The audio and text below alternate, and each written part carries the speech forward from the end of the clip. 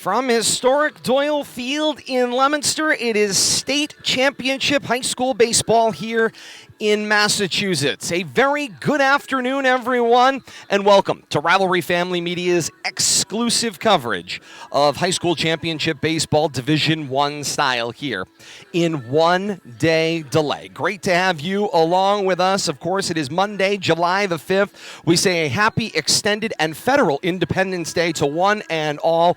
Joining us on this broadcast, watching us in one-day delay on Tuesday, July the 6th. Game available 4 o'clock on YouTube, and to follow there with a live stream on Facebook Live, facebook.com/Media Rivalry at 7 p.m. Historic Doyle Field will play host to this Division I State Baseball Championship for the first time in history. Typically, Tivnan Field in Worcester tends to be the central location, neutral site that plays host to state championship baseball for as long as most anyone involved can remember. But today, protocols, formations, all those things capping off a long 2020-2021 school year and athletic year in Massachusetts. This Division I State High School Baseball Championship takes place at Doyle Field in Leominster. Todd Robbins alongside Bill Thomas and Kate Robbins, and great to have you along with us. Bill and Kate join me in a matter of moments. The battle du jour, Leominster, top seed in Central Mass, number 1 overall seed, brings their 19-1 overall record to home field today to play host to South 3 seed Xaverian Brothers High School of Eastern Massachusetts. Xaverian comes in with a 17-1 overall record.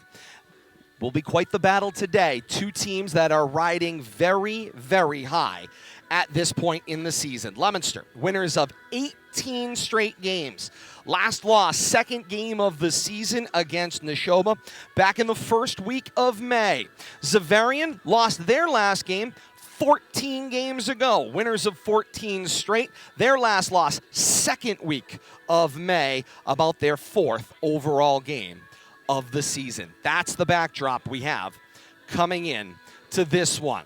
Before I bring in Billy and Kate, let's take a look at the road to the championship. How did these two teams get to this Division I state final? Let's start first with Leominster's trip through central Massachusetts. Note also here, just looking visually, for those of you joining us on RFM, the difference in size in brackets. If you want to understand why they're moving to a statewide 1-32 system instead of a system that is currently in place, that is Central, then West, then Central plays West, and North plays South, and then come together with the winner of North and South playing the winner of Central West, you need only see the size of these two brackets, where Central Massachusetts bracket is 13 teams strong, and the South Division that Xaverian had to come through was 26 teams long in order to get through just the district round alone. That, to me, is such a key and important point to look at here as we look at this road to the championship. Leominster, the number 1 overall seed, as I mentioned, they start off with a first-round bye. They move into the quarterfinals. It's a 3-1 win over St. John's right here at Doyle Field that got things started,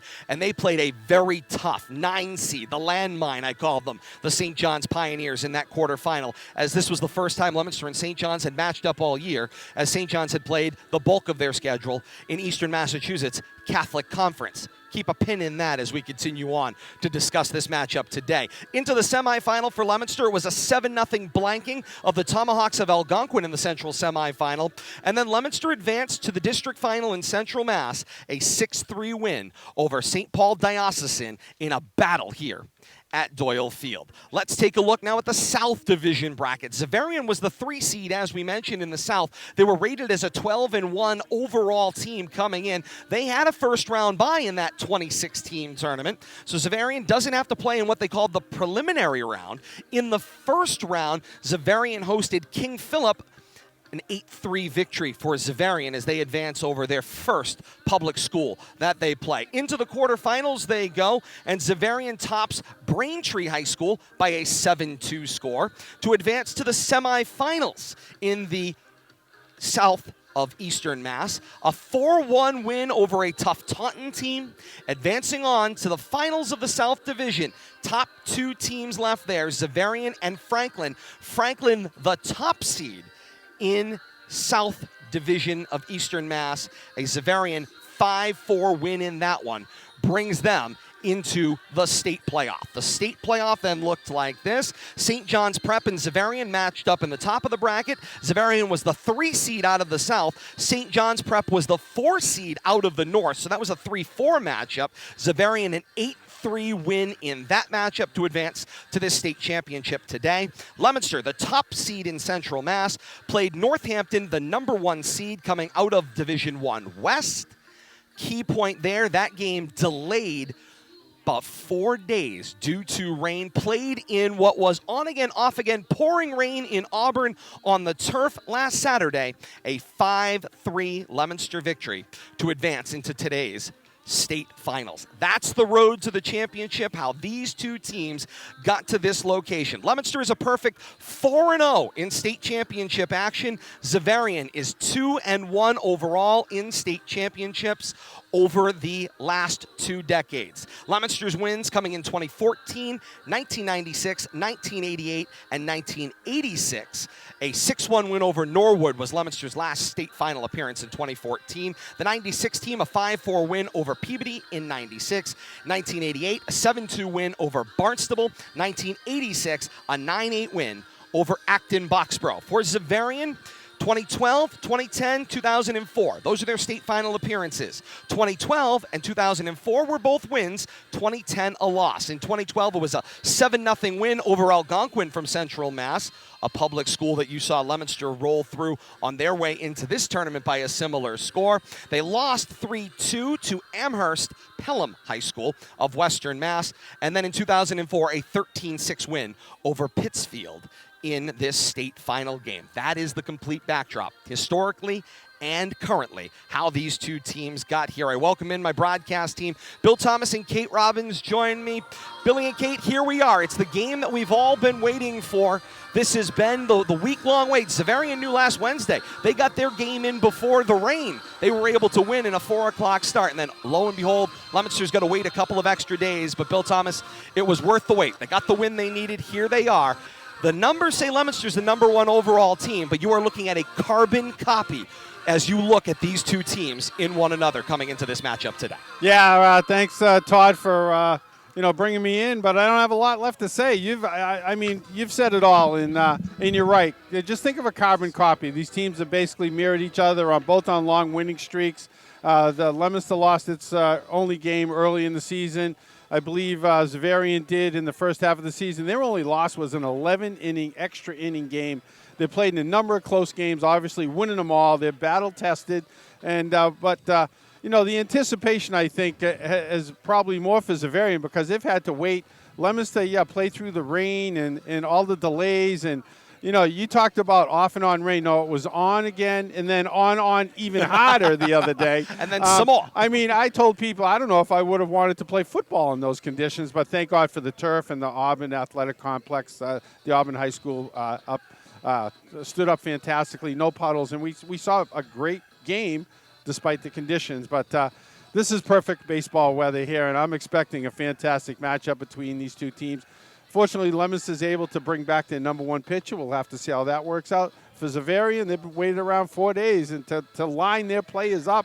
But the coach didn't even know who was going to be his starting right fielder until he was on the bus today. So that might say a little bit about what's going on and how the respect is, and not really sure what to expect from each team. Just shy of 80 degrees, Bill Thomas, and a little overcast, on again, off again, sun, and a crowd that continues to file in for this state championship here in Leominster this afternoon. Bill Thomas, you're never out of things to say. Don't worry. I know that. As a matter of fact, I was critiqued by watching the game the other day, and somebody said I never shut up. But I was kind of excited the other game. I think we all were. There's just never enough mics to go around in a game like that. But just fantastic. We've had so much to talk about that sometimes we all have to talk at the same time. Let's talk about the pitching matchup here, and this pitching matchup is going to be an interesting dandy to say the least, and this is one of the benefits that's come in Leominster's direction thanks to the adjusted schedule. They can start their ace. Evan McCarthy, of course, 1 week ago beat St. Paul in a battle of game here to win Central Massachusetts here at Doyle Field, and thanks to the delay in the action, had the rain not come, had Leominster not had to slide their semifinal and all those things, he would not have been able to pitch in the state championship had it been contested Friday or Saturday of last week as it was originally scheduled. Days rest, he's got plenty. His effort in that game against St. Paul, 6 2/3, scattered 5 hits, allowed 3 runs, 2 walks, and after recalculation, 12 strikeouts, leading to his 100th strikeout of the season. That's what Evan McCarthy comes in with a backdrop. His season totals, 56 2/3 innings pitched. He is a perfect 9-0 with a .27 ERA. He has issued 7 walks to 100 strikeouts. That's the deal for Evan McCarthy. On the other side, Coach Jerry LeBlanc had some choices to make here, and this will be interesting to chronicle. Chose not to go with his ace, John Connolly, who by our calculations would have been available to pitch in this game and may yet started one of the playoffs and came in and closed the other one. So, yeah, I'm kind of surprised he's not on the hill, Todd. Chose not to go with Ryan Douglas, Bill Thomas, who looks like he's the second guy in their order. 34 1/3 innings pitched in the season for Douglas. He doesn't get the nod today. Instead, Coach Lambert goes with a choice of Mark Cedrone. He's got 8 appearances. He's a perfect 2-0. He also has a save. He's thrown 23 innings this season. Scattered 16 hits throughout the year, 7 runs, 5 of them were earned. Just 3 walks issued to 28 strikeouts. He's hit 1 batter, a 1.52 ERA. But here's the note, Bill Thomas. This is the key point. Credit Matty Feld for this one in the article you passed along to me. Mark Cedrone, in defeating BC High earlier this year, threw a no-hitter against them. Yeah, I mean, there's no doubt that if you're the number 3 pitcher and you're starting the state championship game for your team, I think it's a trio of ones over there. It's just a matter of where the schedule lines up, perhaps, because much like our Blue Devils, it wasn't all Evan McCarthy. I mean, you don't go 17-1 with just one pitcher. You know, it's a 2-pitcher, 3-pitcher system, and you got to have somebody to clean up the mess once in a while. And I think both teams are perfectly positioned to have quick hooks on their starters if they need it and still come out with strong people that are sitting in the bullpen. No question about that, Bill Thomas. Third member of the broadcast team, Kate Robbins. Kate, great to have you along with us as always today. And as we get ready, here you go. 2 coaches getting ready to make choices for the state championship. It's the last game you got to play all year. Everybody's available at this point in time by our calculations. How do you make the choices from here on out? I mean, at this point, you have to rely on your student athletes. I think that from what we saw in some of our game stories, I think we're going to see Xaverian come out and be very aggressive on offense, particularly on the base pass. I believe in their last game they had a double steal of home base of the plate. So it's going to be very interesting to see just what these 2 teams throw at each other. We've talked to Coach Rich Barnaby in the past. One of the interesting things when you get into kind of the monotony of the regular season and obviously year after year after year, as much as you love your Central Mass competition, it becomes kind of this repetitive, like you know what you're going to essentially be thrown. Once you get into the statewide playoffs, it becomes the mysterious, this magical unknown place. And so it's going to be kind of nice because both of these teams can throw everything but the kitchen sink at each other. I think Xaverian, however, is going to become very, very aggressive on the base paths, considering the game story that we saw for their last outing. But make no mistake about it. Every stop is going to be taken out. There is no holds bar in this game for either side. They are going to throw everything for 7 innings at each other, and let's see who comes out on top. But both of these teams incredibly talented. Coach Lambert mentioned in his pregame notes, Kate, they want to get Leominster to have to make some plays. They're going to be moving around. They're going to try a little chaos theory out there today and see if Leominster can make the plays. And let's think a little bit about this, Kate, because you mentioned, of course, the unique nature of this matchup. Certainly. And, of course, Xaverian has typically played in what is considered the Super 8. It's another playoff format, lifts the top best 8 teams of the state every year, and baseball's been using it, following a similar format to hockey for the last maybe half a decade or so. So not often necessarily that Xaverian has necessarily played through the Division I tournament format. This was only their second or third win of the South title as they were going through this process.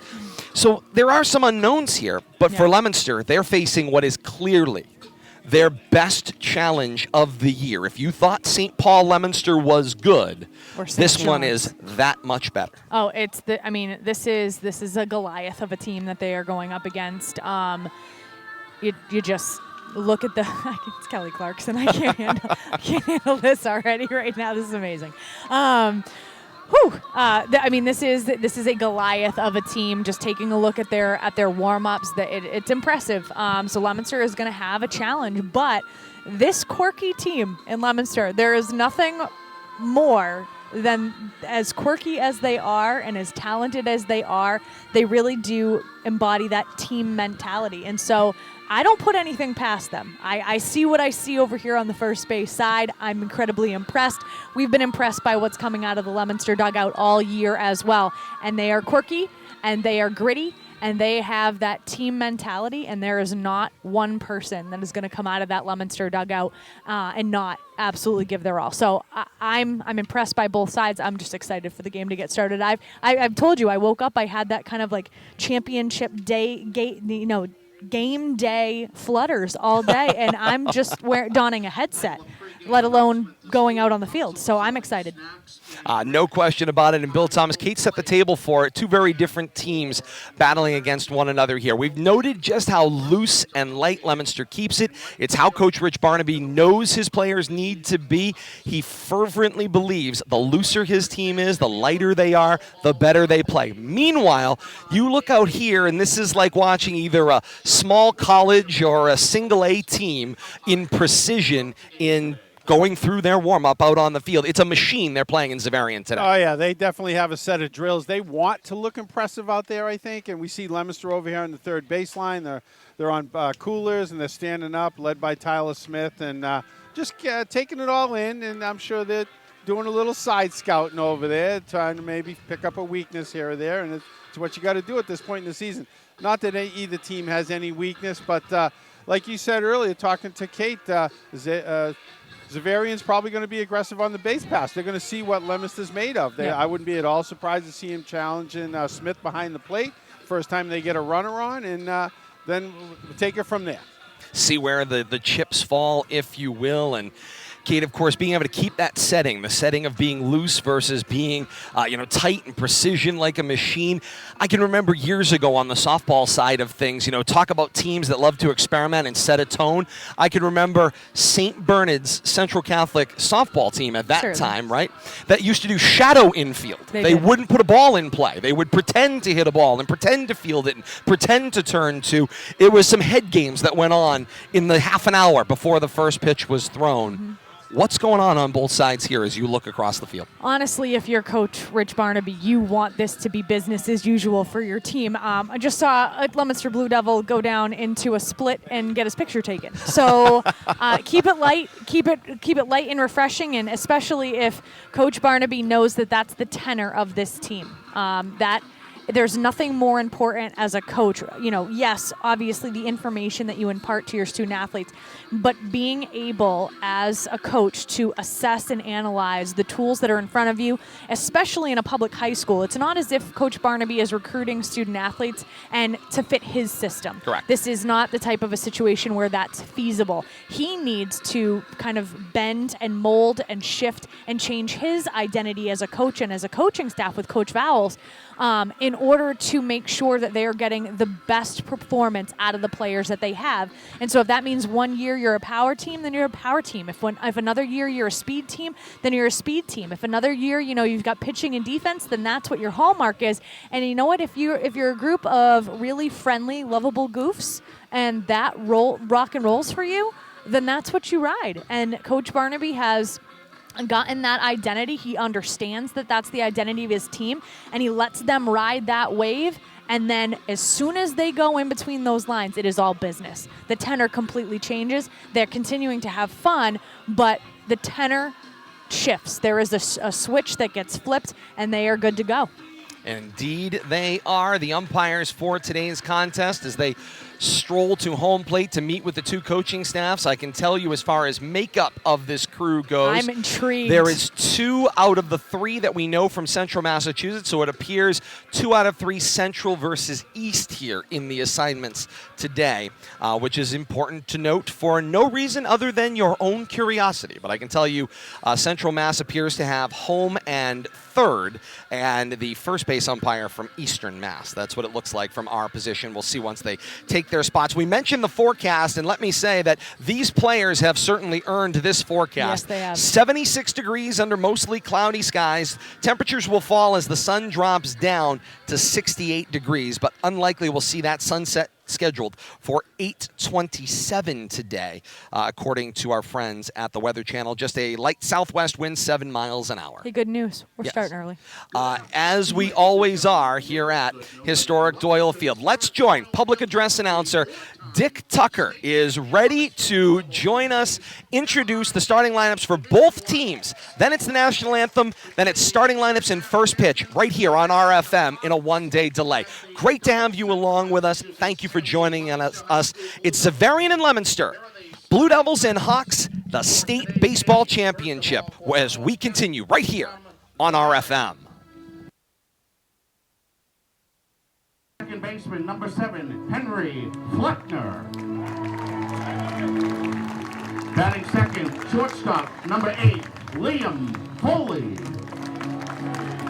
Batting third, the catcher, number 18, Matt Brinker. Batting fourth, left fielder, number 6, Ryan Douglas. Designated hitter, batting fifth, number 9, John Connolly. Batting sixth, the first baseman, number 25, Cam Grindle. At third base, batting seventh, number 1, Dylan Reilly. In right field, batting eighth, number 22, Justice Champa. Batting ninth is the center fielder, number 3, Ty Longo. On the mound, not hitting, number 24, Mark Senron. Xaverian record 17-1. Head coaches Jerry Lambert. Assistant coaches Anthony Falco and Jay Iannone.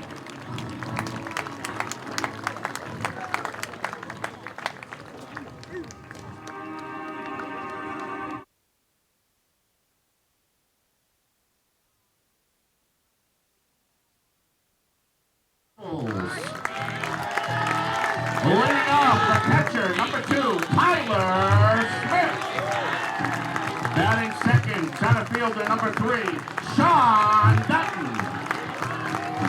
Batting third is the pitcher, number 23, Evan McCarthy. Batting fourth for the Blue Devils, third baseman, number 8, Nick Garcia. Batting fifth, the first baseman, number 16, Brandon Arsenal. Batting sixth, the second baseman, number 12, Tony Salvatelli. Batting seventh, right fielder, number 6, Eamon Durkin.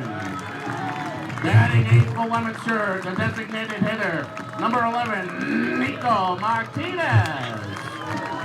Batting ninth, left fielder, number 1, Ryan Farva. Not hitting, playing shortstop, number 9, Nick Massa. Leominster's record, 19-1. Head coach is Rich Barnaby. Assistant coaches Ed Bowles and Chris Kay.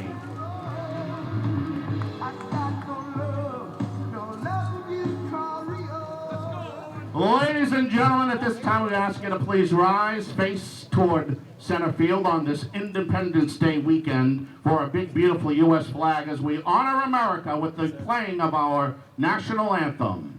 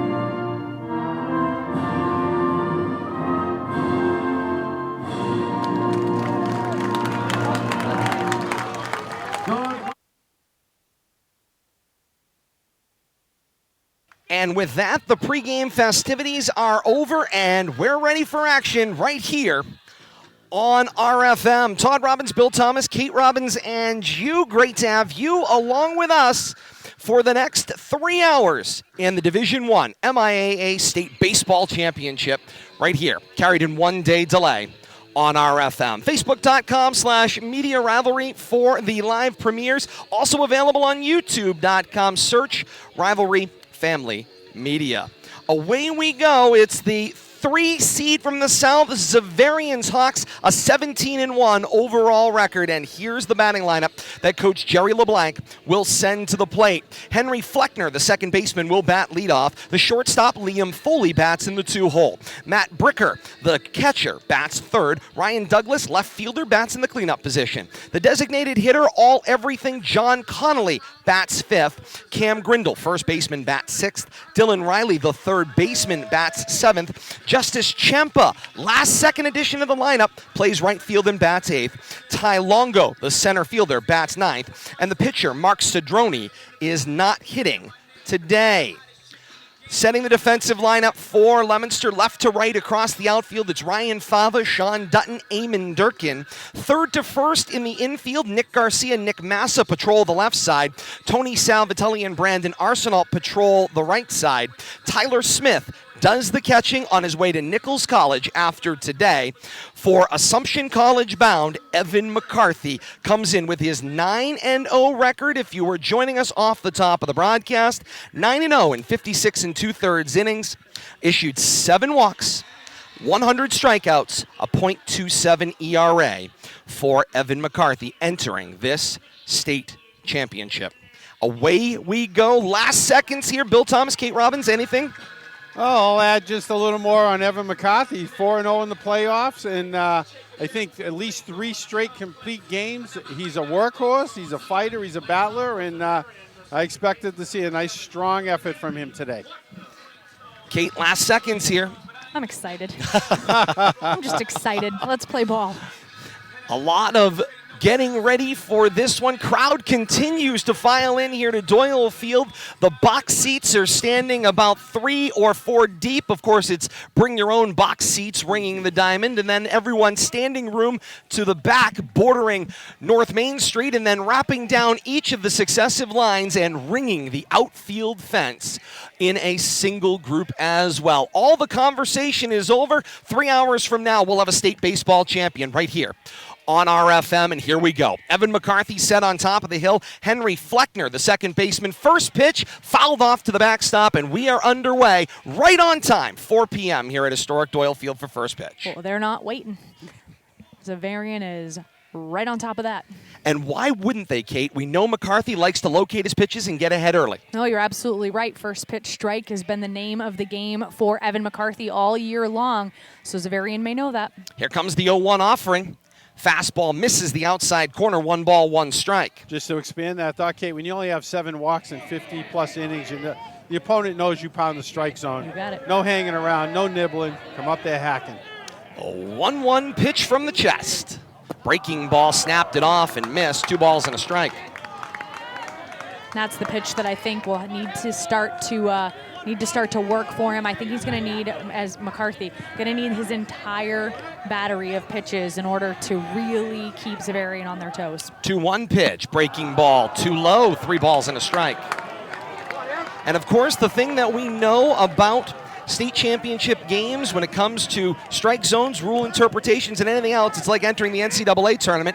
Closer you get to that championship game, smaller and smaller you're going to see. 3-1, big wave from Fleckner, and it's a 3-ball, 2-strike count. Kate, if you're thinking you're going to be able to pick the corner, that's not happening. No, you're absolutely right. The higher you get in this playoff system, the more accurate things are going to become. There's a reason why these officials are the last 3 standing in the state, and so you're going to get a very accurate college-level strike zone. 3-2 pitch, fouled to the backstop. We'll try another 3-2 offering to Fleckner. Good leadoff at-bat here, working Evan a little bit, but we've seen Evan go deep in counts and throw 100-plus pitches the last 3 starts. Nothing for him to to throw a lot of pitches and still stay strong. He's hitting 446 coming into the day, Bill Thomas. 5.30 on base percentage. He's slugging 607. Another payoff pitch. Misses too high, and it's a walk issued to the leadoff batter, Fleckner. Uncharacteristic there, and we know what happens with leadoff walks. I wouldn't be at all surprised to see him testing Smith here in a hurry. No signs, no signals to the batter or to the base runner from either the third or first base coaching box, but more than likely they got this taken care of ahead of time. Fleckner's got 20 stolen bases. First pitch swinging for Foley. It's a high fly ball to center field. Dutton stands his ground, waits for it to come down, makes the catch for out number one. Bill Thomas once again, both the first and second batter jumping on that first pitch strike. They know Evan McCarthy is going to try to get ahead of you on that first pitch. And fortunate to get a walk from him there, and you know he's going to want to come back and pound the strike zone, not get into those full counts. Difficult part of the lineup coming up, though. Matt Bricker comes to the plate, the catcher. McCarthy readies. Fleckner takes a big secondary lead, pulls the string on the breaking ball, does McCarthy, and misses 1-0. Matt Bricker, I'll mention, the Catholic Conference MVP, double and a triple in the playoff game, at least 3 RBIs, tossing a sacrifice fly in the game leading up to this one. 1-0 pitch. Breaking ball missed as well, 2-0. That breaking ball has not been called for a strike, nor has it been swung on yet. So McCarthy right now in the very early going, having a little bit of trouble locating that breaking ball in the outside corner of the plate. Let's see how that continues to progress, though. McCarthy goes with a quick check back over on Fleckner at first. Dives back in unchallenged as Arsenal catches and sends it back over to the pitching rubber. For those of you joining us for the first time here on RFM, remember, it's radio with pictures. 2-0 pitch, fouled right into our lap. 2 balls and a strike. So you're going to get a award-winning radio play-by-play call with the cameras we have available. That's the important part to keep in mind. As long as they stay fixed in their present positions. Well, we don't need to get the windshield wipers out today, so that's a win. Win-win all around. 2 balls and a strike. McCarthy set at the chest. Off with the pitch was Faulkner. One bounce into Smith, sliding in safely as Faulkner unchallenged. Smith's throw was a little wide to Massa at second. Great jump right there by Fleckner, and I think McCarthy kind of fell asleep there. Didn't really pay as close attention to him as he needed to. Well, that's a big ask of Smith with how far out the strike zone that pitch was to be able to come up and try to gun down a runner at second base with the type of speed that Xaverian has. That's a big ask. 3-1 the count to Bricker at the plate. McCarthy checks Faulkner and then sends the 3-1 wide. It's ball 4. Very uncharacteristic of McCarthy here. Right now, that breaking ball not working for Evan. He has not been able to find the outside part of the plate. He's been off and off by quite a bit so far. Maybe it's a situation of first inning jitters, championship jitters. Think he'll probably get his feet under him, but it might take a second. Michael Oates comes in as the courtesy runner for the catcher, Bricker. St. John's Prep pitched to Bricker, and he burned him with a base hit, so I wonder if that wasn't a semi-intentional. Cleanup hitter is Douglas, sends it back up the middle past the diving McCarthy and into center field. And around third and into score is Henry Fleckner, and the Hawks have drawn first blood. It's 1-0 Xaverian. Jumping on that first pitch once again. That's been their modus operandi all year long. They are quick on the base paths, they're aggressive on the base paths, and we know they have a very prolific offense. This is not a team to shake your head or take a sniff at. This is a very impressive team that Leominster's going up against. So they just got to get their feet under them. They got to calm down and get out. And that's the cleanup hitter, Douglas. And Bill Thomas, you alluded to it, that first pitch swing, get on top of it. First offering to Connolly, called strike on the outside corner. First one on the corner to be called a strike in this state championship. And McCarthy walks batters. They come in to score. That's been the problem thus far. I mean, it's the bane of every pitcher starting an inning off or even a game with a walk. And runners on first and second. McCarthy brings the 0-1 for a called strike 2. Stats will tell you that walk will turn into a run more often than not. And Bill Thomas, uncharacteristically, the batter takes the first 2 strikes. We've not seen that from the 1, 2, 3, or 4 hitter. Connolly comes in hitting .417, identical on base percentage. He's slugging .646. and he takes a hack at the 0-2 pitch. It's a high fly ball, foul territory. Garcia gives chase. Garcia does the airplane move and makes the catch off of third base as the ball fades back toward the line for out number 2, and an important out number 2. Oh, couldn't put it more strongly, Todd. You know, talk about a big hitter right there. Conley to retire him on a pop-up. Great opportunity to get out of this inning now. Cam Grindle, the first baseman, steps in. 2 outs, runners on first and second. Oates is the runner at second for Bricker as a courtesy runner, and then Douglas at first. First pitch, foul tip into the glove of Smith for strike 1. And now Carthy, go ahead. I'm sorry, Kate. Nope, Marty continues to pound the strike zone with first pitch strikes, and Xaverian starting to lay off that first pitch. Here comes the 0-1. Low, but through the wickets of Smith. He will watch the ball trickle to the grass. Station to station go the runners. Now runners at second and third with 2 outs. Both in scoring position for the Hawks, and Kate seeing no sign thus far of McCarthy bailing on those first pitch strikes. No, you're absolutely right. And with the last 2 batters, he's been successful at getting ahead in the count. And so right now you gotta, as a coaching staff and players, gotta figure out what's working. McCarthy readies a 1-1. Breaking ball called strike on the outside, corner 1 and 2. And I believe, Bill Thomas, that's the first breaking ball on the outside that's been called for a strike in this game for McCarthy. I'm kind of surprised right there that he got that call. Agreed. Smith doing a good job of trying to frame those up, but tight strike zone on the corners. The 1-2 pitch, high fastball, swing and a miss for strike 3. 6 batters come to the plate in the inning. 2 out of the first 3 walk. The leadoff batter scores on the single from Ryan Douglas, the cleanup hitter. Through a half inning here at historic Doyle Field. It's the Xaverian Hawks 1, Leominster coming up. Let's set that lineup for the Blue Devils as they find themselves in a 1-0 hole entering this bottom of the first inning. Coach Rich Barnaby sends the following lineup to the plate. Tyler Smith, the catcher, bats leadoff. Shawn Dutton, center field, bats second. Evan McCarthy hits for himself, the pitcher, in the 3-hole. Nick Garcia, the all-season cleanup hitter, plays third. Brandon Arsenault of the discerning eye plays first, bats fifth. Tony Savatelli plays second base, bats sixth. Eamon Durkin, the right fielder, checks in the 7-hole. Nico Martinez, the designated hitter, bats 8th, and Ryan Fava plays left field, bats 9th in that double leadoff position. Nick Massa, the shortstop, will not bat in this current lineup configuration. Let's set Coach Lambert's defensive alignment left to right across the outfield. It looks like this. Ryan Douglas and Ty Longo. Justice Chempa, the right fielder, gets the nod. Coach Lambert was choosing between 3 players, settled on Chempa for the right field start in this state championship. Third to first in the infield, it's Dylan Reilly and Liam Foley on the left side. Henry Fleckner, Cam Grindle at second and first, respectively, on the right side. Matt Bricker does the catching for Mark Cedrone, who takes that pitching position for just the 9th time this year. A 2-0 record and a save in one of his appearances as well. Thrown 23 innings, allowed 16 hits, 7 runs, only 5 of which were earned. Issued 3 walks, hit 1 batter, 28 strikeouts, comes into the day, batting pitching an ERA of 1.52.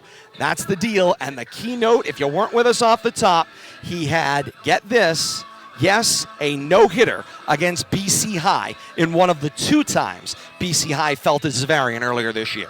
I'd say he probably slots in at 1C if you want to look at pitching. I wouldn't put him as the number 3 pitcher on this staff, and I think that Coach for Xaverian, Coach Lambert, put it that way too. And I think that's why he didn't have any problem naming him as his starter for today. Surprising a lot of people probably, but not himself and the rest of the team, I'm quite sure. Kate, as you look down at the warm-ups from Cedrone, what'd you see? I'm seeing a lot of break. I'm seeing a I am whole too. lot of break on these pitches. So this might be a situation where the coaching staff for Xaverian might be thinking, hey, Leominster hasn't seen anything necessarily like this all year, so give them something they haven't seen and see how long it takes for them to adjust. I agree. Cedrone seems to come over the top. He's got what looks like a 12-6 curveball, we'll have to see how Leominster adapts. And from the full windup, Cedrone's first breaking ball over the heart of the plate for a called strike one. Tyler Smith liked the wet conditions last Saturday in the state semifinal. 2 singles in his first 2 at-bats, both runs scored, struck out later in the game after drawing a walk. And he looks at a breaking ball for strike 2, and all of a sudden he's swinging with an 0-2 count against him. It's an interesting windup to have to try to time. Long, wide step to the left, and then the breaking ball misses the outside corner. 1 ball, 2 strikes. Yeah, you're right, Kate. Tall and lanky, but he's got a hook with his pitching hand that he 1-2 pitch swinging, popped up in the infield. Foley calls for it, taking charge in front of Reilly, and makes the catch at the shortstop spot for out number 1. That brings Shawn Dutton to the plate. Dutton also had a great day in the rain, a single and stranded at third, a triple that scored some runs, a walk and a run scored later on in that ball game as well. So he certainly had a lot of fun as he sees the first offering for Cedrone, a called strike on the outer half. I think one thing the Blue Devils can be assured of, they're going to see a lot of strikes. Cedrone pounding the strike zone here. 0-1 becomes 0-2 quickly. And that's 2 batters in a row that have fallen behind 0-2 to Cedrone. 6 pitches, 5 of them for strikes. 0-2 pitch. Fastball misses out. 1 ball, 2 strikes. Same sequence for both at-bats thus far as well. Stares out over that glove, see just the eyes below the brim. He started the motion, and time was granted to Shawn Dutton at the plate. 1 ball, 2 strikes, 1 out, bottom of the first, a 1-0 Xaverian lead in the state title game here in Leominster on RFM. The 1-2 pitch, swinging, it's a high fly ball toward left field, to the wall. It is off the wall and falls in front of Ryan Douglas. Dutton is around first and slides in safely, and he's got himself a double. Didn't miss a home run by much there, but that high fence kept it in the park. Found the pitch he wanted, Kate, and he drove it as far as he could. That's what you want to see. Nice piece of 2-strike hitting there by Leominster. That's what you're going to need. You need to find a way to get on base no matter what the situation, whether you're down 0-2 in a count or 1-2 in a count. Find a way to get on. And here comes Evan McCarthy with Dutton on second and 1 out. McCarthy struggled a little bit, reached on a couple of errors, drew a walk in the rain the other day. Sees strike 1, a soft breaking ball waist high. You know, he'd like to help himself out right here after struggling in that first inning. Got a small handful of home runs to his credit this year. He'd certainly love to try a 2-run variety. Here comes the 0-1 breaking ball. Hit on the ground, moving to his right. The backhand play by Foley. Goes to third, sliding in is Dutton, and he is tagged out on the play at third. 6-5, the putout. Kate, the old rule says you don't go if that ground ball's in front of you.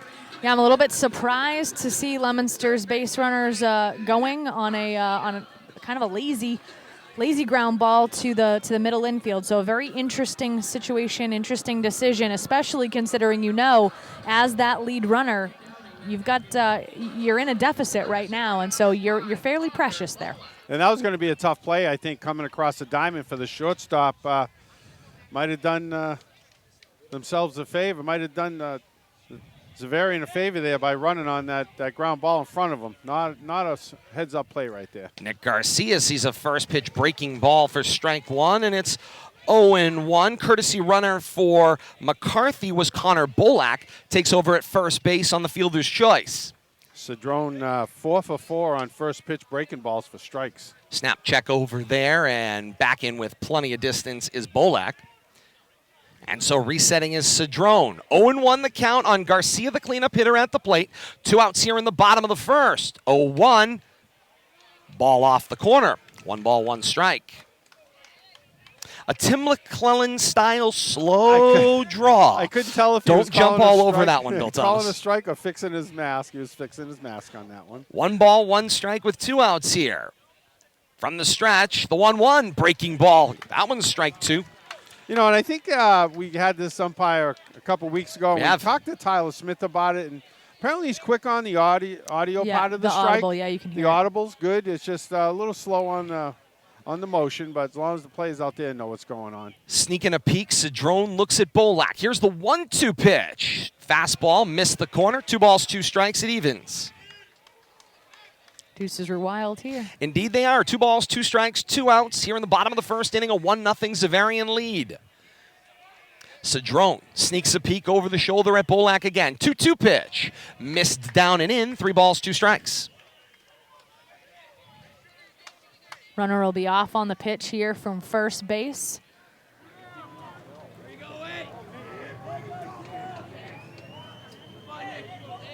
3-2 with 2 outs here in the bottom of the first. Garcia would like to keep the threat moving.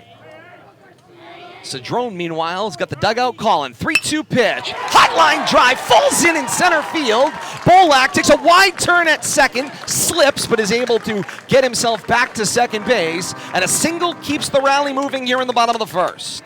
Nice piece of hitting right there. Good patient hitting by Garcia. Knew he was going to get a good pitch there on a full count. Drove it into center field.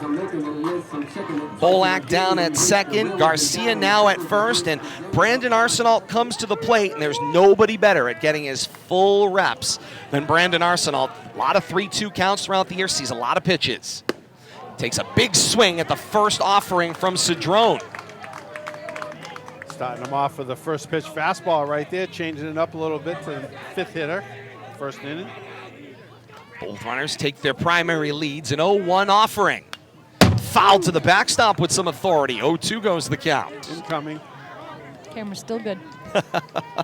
Little help from that plywood and padded backstop located to our left here at our diamond side broadcast position. Great to have you along with us, and a great view today on a huge crowd that continues to grow. Bolak dances at second, draws a look, 0-2 pitch, fouled straight back once again. That was a little closer. Indeed it was, just a hair, Kate. And I got a comment, you mentioned the outfield crowd. Every single fence panel out there has people in lawn chairs. Just a fantastic look. Great show of support for the local team. And I'm sure there's a lot of visiting fans out there too. 0-2 pitch, fastball missed the outside corner, 1 ball, 2 strikes. Glad to see Arsenault there, not too antsy, not chasing that one in the opposite batter's box. When you have these, championship nerves, sometimes your body just does things that your brain would rather it didn't. But nice discipline there, nice hold. I want to come back to those nerves in a moment, Kate, as well. Here comes the 1-2 pitch, breaking ball, called strike 3. He knew it, froze him. 5 Blue Devils come to the plate in the inning. Dutton gets taken out at third. That, to me, the key play in the inning. But Leominster strands 2 through 1 complete state championship game at Doyle Field. Xaverian 1, Leominster nothing, and more to come. This is RFM.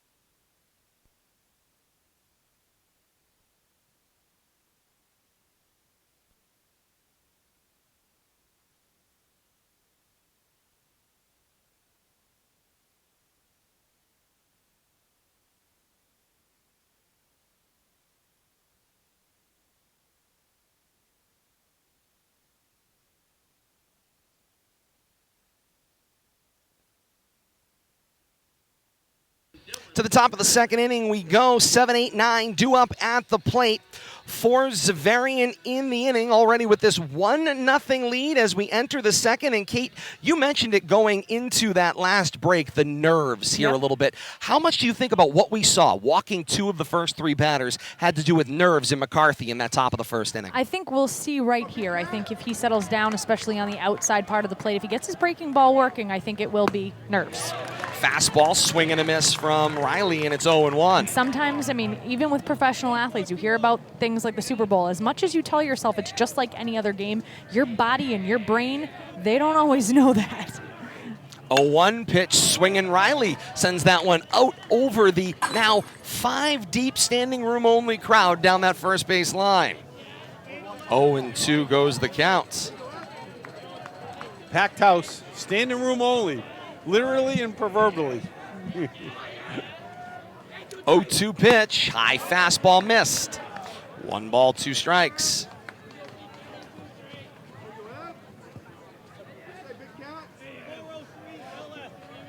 McCarthy stares in, deep breath. Ready now. 1-2 pitch to Reilly. Too high, 2 balls, 2 strikes. Evan right now throwing a heavy ball. You can hear that hit Tyler Smith's mitt. I'm assuming that his hand is going to be feeling that by the end of the game. Right now, Evan is really juiced. 2 balls, 2 strikes. Nobody out, top of the second. Breaking ball missed down and away. 3 balls and 2 strikes.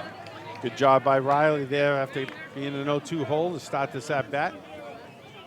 If you're Evan, you don't want to lose this batter though. 3-2. Stares in now. 3-2 pitch. Swing and a miss, strike 3. A little extra on that one. Thus far, that right now, the difference between inning number 1 and inning number 2, he loses that batter in inning number 1. In inning number 2, he's able to rear back and he's able to get that strike. Still that breaking ball on the outside of the corner though. It's still a little bit of a bugaboo. Let's see if he can work it out. That's strikeout number 102 on the season as Justice Ciampa comes to the plate. 1 out here. Top of the second, first pitch swinging, fouls it to the backstop, 0-1. There is clearly a strategy at play here. Swing at that first pitch if you're from Yep. If it's anywhere in the Xaverian. neighborhood. I think the book is out there on Evan McCarthy. Swing at that first pitch. Might be the best one you see. A lot of batters, though, philosophically struggle with that aspect, though. 0-1 offering, shows bunt, pops this one up, coming toward our location and out of play by just a skosh. Tyler Smith looked at me. Does he want me to say get the bunt down? That is correct. That's our first get the bunt Does he down. want me to say it? Might He's be the first thinking one going to that. the other team this year. I hope she says that for the Yeah, other team. That's right. 0-2 with 1 out here in the top of the We saw second. it. I'm an saw it, equal Tyler. opportunist, Bill Thomas. That's Get right. the bunt down.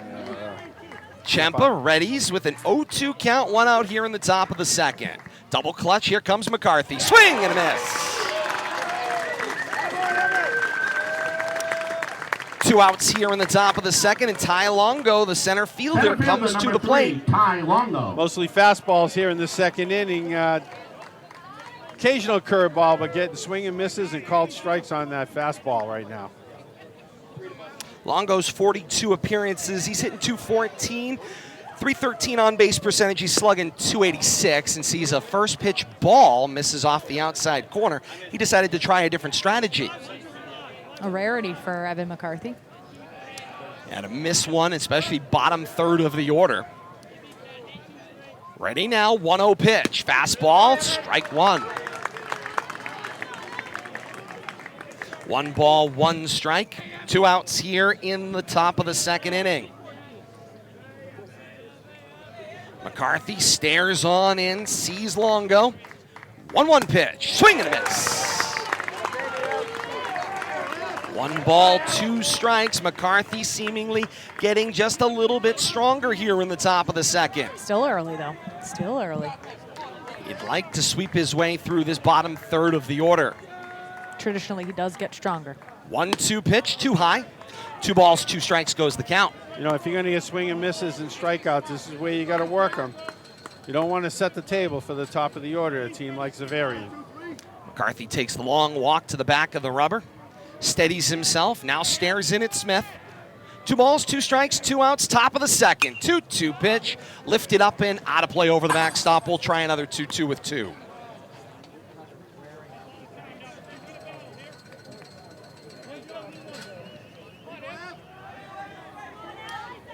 Tense crowd sitting on both sides right now. 2-2 pitch, breaking ball, called strike 3. Tyler Smith doesn't wait for the umpire on that one. He knew it. 3 up and 3 down in the inning. Struck out the side, did McCarthy in the top of the second. No runs, no hits, no errors. Nobody left on. Through 1.5. More to come. State Championship High School Baseball right here on RFM. It's 1-0 Xaverian over Leominster.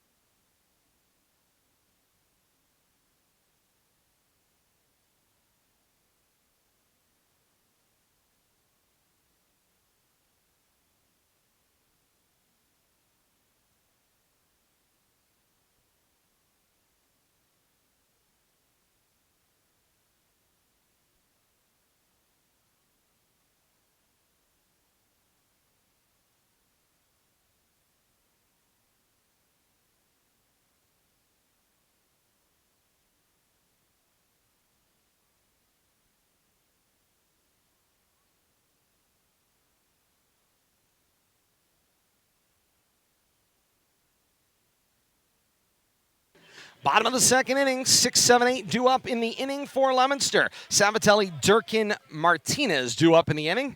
And the first offering from Cedrone is a called strike on the outside half. Go ahead, Bill Thomas. Same thing, pounding first pitch strikes. I think that was what we saw in the first inning. It comes right up. It comes quick curveballs. Yeah, strike number 2. 0-2 goes the count to Savatelli, the second baseman. Struggled a little bit over the last week or so. Here comes the 0-2 pitch. Swings and a miss. Totally off balance on that one. Cedrone had him all the way. First 2 curveballs set that up perfectly. Nice pitch sequence there by pitcher catcher. I think if Leominster is going to be successful in this game, they're going to need to be firing on all cylinders, 1 through 9 throughout the entire lineup. They're going to need contributions from all aspects of their lineup. Durkin comes to the plate. He's been a fire starter for Leominster. First pitch swinging, sends a ground ball, hot shot, moving to his left is Fleckner, makes the play, diving into first, and out at first base is Durkin on that one. Gave a lot of effort there. Great job staying down on the ball.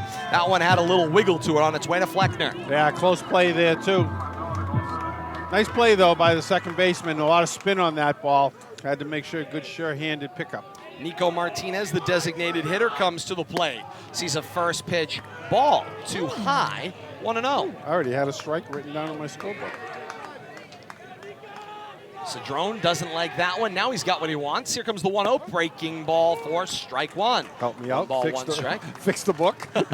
We like when the world cosmically balances out. Absolutely, it all comes together. Cedrone ready now. The 1-1. Ground ball hit toward Folio. Move to his left, make the play up with it, and on to first. 6-3 goes the putout and ends the threat for Leominster in the second. Through 2 complete here at Doyle Field in the MIAA Division I State Championship. It's Xaverian 1 and Leominster 0. More to come. This is RFM.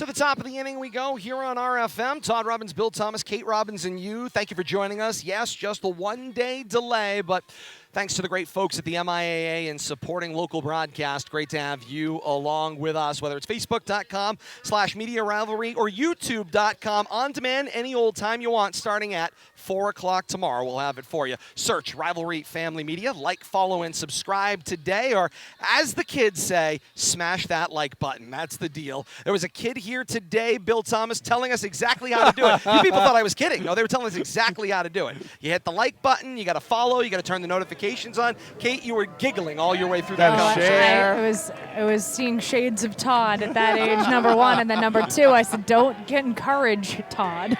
To the top of the third inning we go, and a 1-0 Xaverian lead in McCarthy as he goes back to the top of the order. 1-2-3 due up. Starts off Fleckner with a first pitch strike. Base on balls, first time up, came around to score the lone run of the ball game.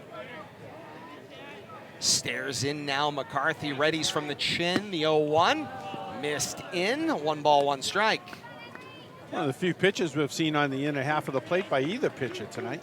Yeah, players have been focusing on that outer half, Bill Thomas. A little afraid to come middle in. Short left field fence. 1-1, called strike at the knees on the outer half. Xaverian fans didn't adore it, but it was there for a 1-2 count. McCarthy, big exhale, gets the sign from Smith.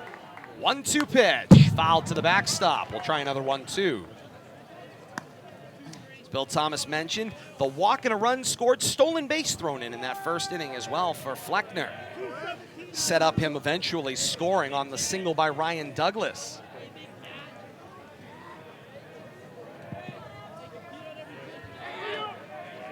McCarthy ready now. 1-2 pitch. Line drive toward left field over the head of Massa and in for a base hit. It's a leadoff single to start the top of the third for Fleckner and the Hawks. Going to have to pay attention to him. Took him 2 pitches to take off the first inning after he got that walk. Indeed it did. See if they challenge him again right off the get-go here. I expect if they're going to do it on the first or second pitch. 21 stolen bases on the year. First pitch swinging by Foley, and he'll send that one down the right field line and out of play. 0-1. See if Evan looks over there, maybe give him a courtesy toss or two. Let him know he's keeping an eye on him, but it's tough to defense speed at this level. McCarthy ready now. 0-1 pitch. Oh, it's this one. Wide drive back to McCarthy. Makes the catch. Flips to first. Double play. Woo. And how do you like that defense out of your pitcher? Not only is he in your batting lineup and your cleanup hitter, not only is he doing a fabulous job on the mound for you all season long, he's also out there getting double plays off the mound. Absolutely incredible job thus far by Evan McCarthy. He is right now. He's got this team on his back at the moment, and he's giving them everything he's got. Catches the line drive, then 1-3, the put out to retire Fleckner. And first pitch swinging by Bricker. Fly ball down the right side of the field. Giving chase was Durkin and Arsenault, and it lands foul for strike number 1.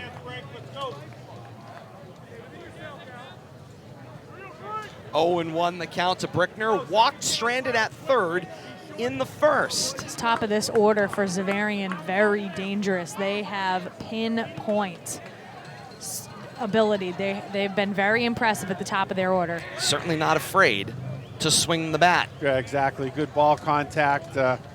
Let's say aggressive, and fortunate not to have somebody on base with this guy up. McCarthy ready. The 0-1 pitch. Breaking ball missed the outside corner. 1 ball, 1 strike.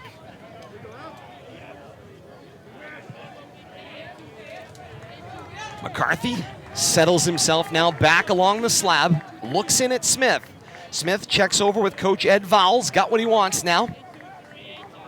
1-1 pitch. High fly ball lifted again down that right field line toward the fence. Arsenault and Durkin, and that's into the seats. 1 ball, 2 strikes goes the count. Bricker with 2 extra base hits against St. John's Prep in their playoff win at 8-3. leading up to this game. Bricker came into the day, Bill Thomas, with 41 at-bats, slugging .927. My word. Didn't miss many. Nope. 1-2 pitch. Foul to the backstop. He kind of checked his swing halfway through. Thought it was too high, but spoiled it enough to get another look at another 1-2 pitch.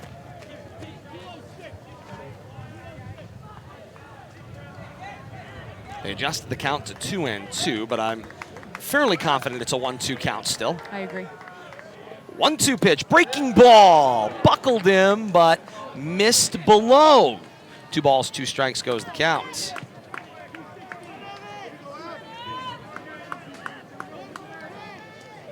There's confusion at the plate. 2 balls, 2 strikes, 2 outs. We had it. We had it right here on the broadcast side. 2-2 pitch, breaking ball, called strike 3. Tough pitch right there. McCarthy does it all in that inning for Leominster. Allows the leadoff single, then a line drive from Foley back at him for the first out. Doubles off Fleckner, heading back to first for out number 2. Froze Bricker at the plate for out number 3. 2.5 done. Division I state championship here on RFM. It's 1-0 Xaverian through 2.5. More to come. This is RFM.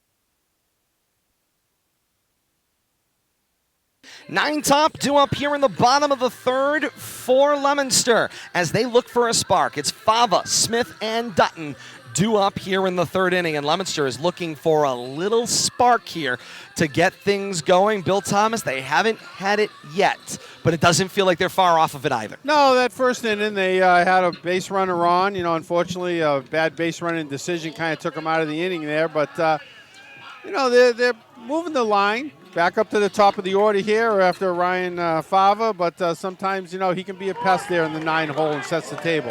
You asked about that spark. Kelly Clarkson did just play. Indeed they did. Here comes Cedrone's first offering, strike 1. This team's been riding the Kelly Clarkson wave all year long. Indeed, and public address announcer, the legend Dick Tucker, loves bringing that out, and Fava waves at that one. Clearly guessed wrong, 0-2. Tough curveball right there. Way out of the strike zone. Cedrone readies again, working quickly. 0-2 pitch, and Fava spoils that one out of play. He'll see another 0-2 pitch. And I think I see fans on scaffolding out in the outfield. I mean, what a crowd. Oh, we do. Great turnout. Indeed. Here comes the 0-2 pitch to Fava. Called strike 3. Cedrone froze him. Hit the glove, get the called strike, catch a Bricker right where it needs to be. To the top of the order, Leominster goes. It's Tyler Smith. Flew out to shortstop after seeing 4 pitches in his first at bat. Breaking ball through the order now from Cedrone. Wild, high and out, 1-0. Smith will be hungry after that first at bat as well. He'll want to take his cracks at this. Leominster's going to look for anything. Breaking ball, that's beautiful for strike 1. Oh, my. Very deceptive pitch in motion, rear and back, hooking the arm, coming out of his hat.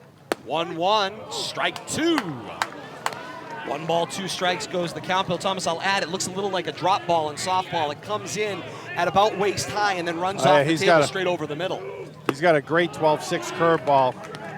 But he's coming over the top, and that's the way his spin's going. Spin's dragging it down.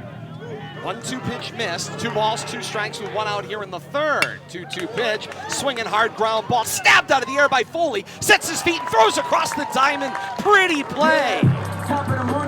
Score that 6-3 on the putout, and Foley got a great waist-high backhand. Nice room service hop right there, but important thing, throws a strike. You got to make those routine plays. Those are the ones that can mess you up, and threw a strike over to first base. And Dutton comes to the plate. He doubled in his first at-bat and then got put out. Sees a first pitch off speed, waves at strike 1, 0-1. Got put out at third base with the ground ball in front of him. Cedrone continuing to pound the strike zone here. 0-1, strike 2. 0-2 goes the count to Dutton, and right now Leominster in a difficult spot thus far. Right now on their heels. 0-2 breaking ball missed. 1 ball, 2 strikes. I think everybody rooting for Royal Blue and White thought that might have been the end of the threat here in the third. Everybody a little off balance. 1-2 with 2. Called strike 3. 2 backward Ks in the inning and a ground out to short. 3 up and 3 down in the inning for Leominster as the Blue Devils go harmlessly in the third. Through 3 complete the State Baseball Championship Division I. It's Xaverian 1 and Leominster nothing, and more to come to the top of the 4th. This is RFM.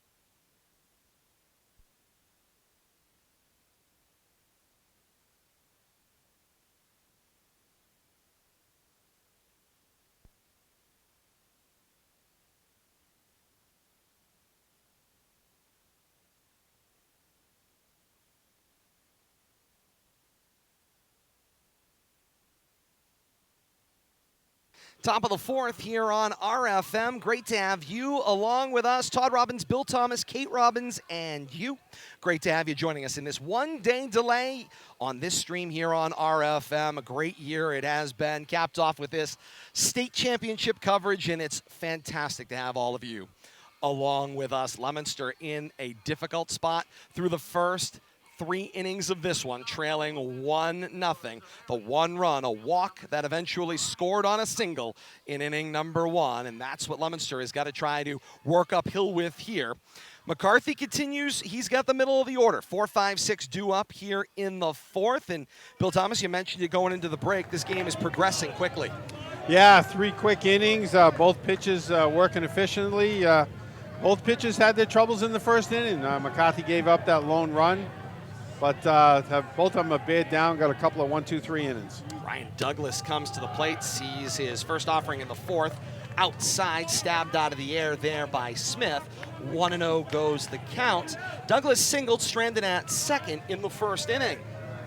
He had the RBI.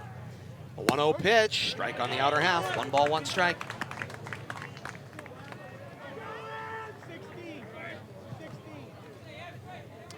Coach Fowles trying to find the right combination here. 1-1 pitch.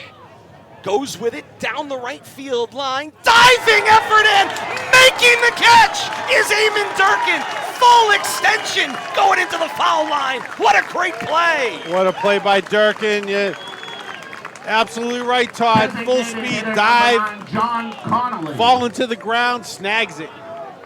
And that's what you need as a pitcher to get you jacked up. No, you got the support behind you, Kate. No, you're absolutely right. That is something that is going to be huge for McCarthy's confidence, knowing that he has those players behind him that are literally going to lay it out on the line for this team defensively. Now they just, when they're on offense, they're going to need to find the answer to the quiz here so they can get some runs on the board. How do you get a run in past Cedrone? That's the quiz question of the day. Here's the 1-0. Going with it is Connolly. Pulls this one left field. High fly ball. Looking up at it is Ryan Fava. It is gone! A home run solo shot for John Connolly that was mashed toward Breeze Street, and it's 2-0 Xaverian on top of Leominster. Over the scoreboard, over everything, we might as well say. No doubter right there. My, oh my, oh my. All Fava could do is stand there and watch it disappear. That one had some serious altitude on it. 2-0 Xaverian on top of Leominster here in the top of the fourth inning of this state baseball championship. And what a statement by Xaverian after the fantastic defensive play by Leominster's outfield to come right back with a home run ball. Check swing for Grindle fouled off. He struck out in his first at-bat, and he's in the hole 0-1. Kate, I'll actually add this to your point. Connolly flew out to third base in his last at-bat. This one, he flew out all the way out of the ballpark fair for the home run. You got that right. Check swing again, went too far, 0-2. And how big is that play in Durkin to keep a base runner off? You got it. You know, off the bases before him coming up. Two-run home shot run. might have been I the mean, a end. solo home run hurts, but Not as much as two may have. exactly. 0-2 pitch missed. 1 ball, 2 strikes goes the count. We know how prolific an offense, we know how many weapons the Hawks of Xaverian have. It's not a surprise. You're not going to be able to keep them off the scoreboard. You need to minimize the damage. 1-2 breaking ball, chopped to the backstop, foul. Plate umpire is looking for some fresh baseballs as well. Doesn't have any. Bags are empty. Get a little help from assistant coach Kay over here. Provide a couple extras. 1 ball, 2 strikes, 1 out. I didn't see the home run ball come back over the fence, so I'm wondering if somebody out there retrieved it It's or in kept orbit, Bill it. Thomas. It's a That one souvenir. got I'm not sure it crushed. came down yet. 1-2 to Grindle. Line drive going to right field. Durkin comes on low and makes the play. They say it was on the transfer, went the drop.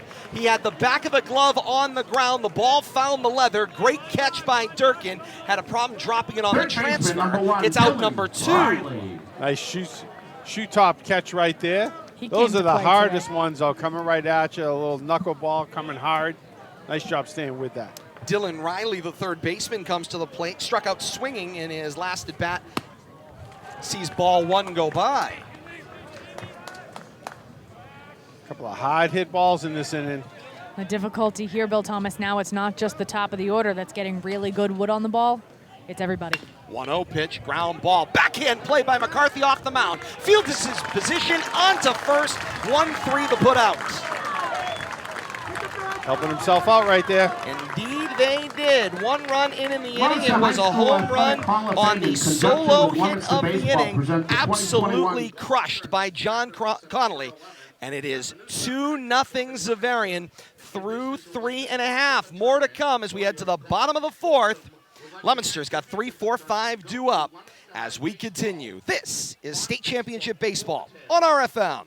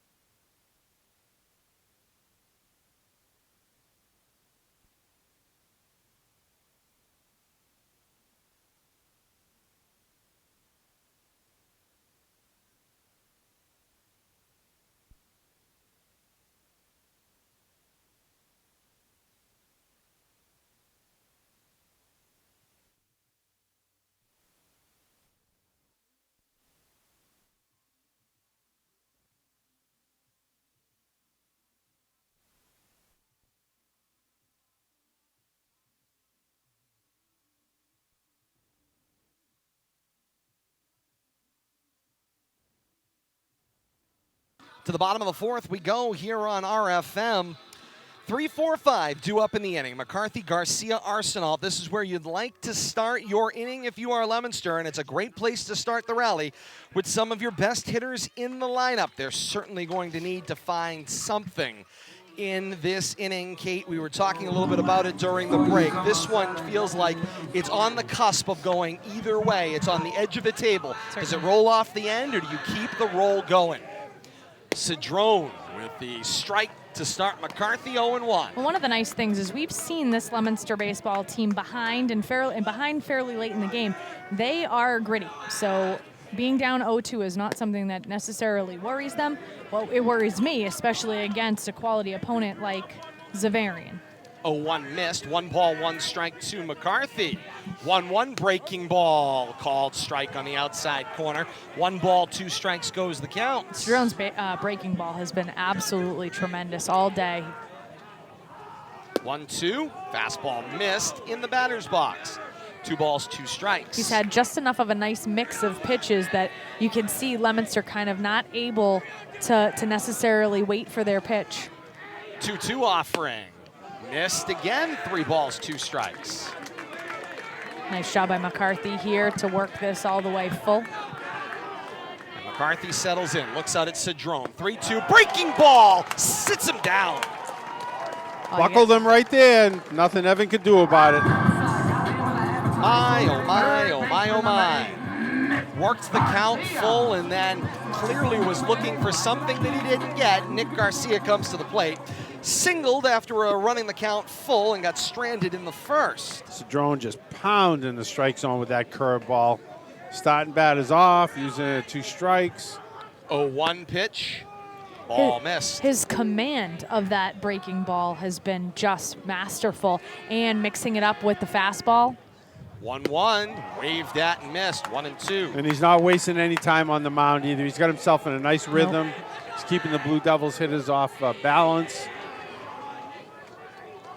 1-2 pitch. Missed the outside corner. 2 balls, 2 strikes. It just looks like, a lazy, hazy, summer, sunny afternoon out there for a little bit of a cruise. 2-2 pitch, breaking ball, cue shot, foul. And get another offering here, Will Garcia on the 2-2. At some point, you'd like to see him break a little bit of a sweat, and right now, it doesn't feel like he's doing much. Cool customer out there is Cedrone. 2-2 breaking ball, waved at and missed.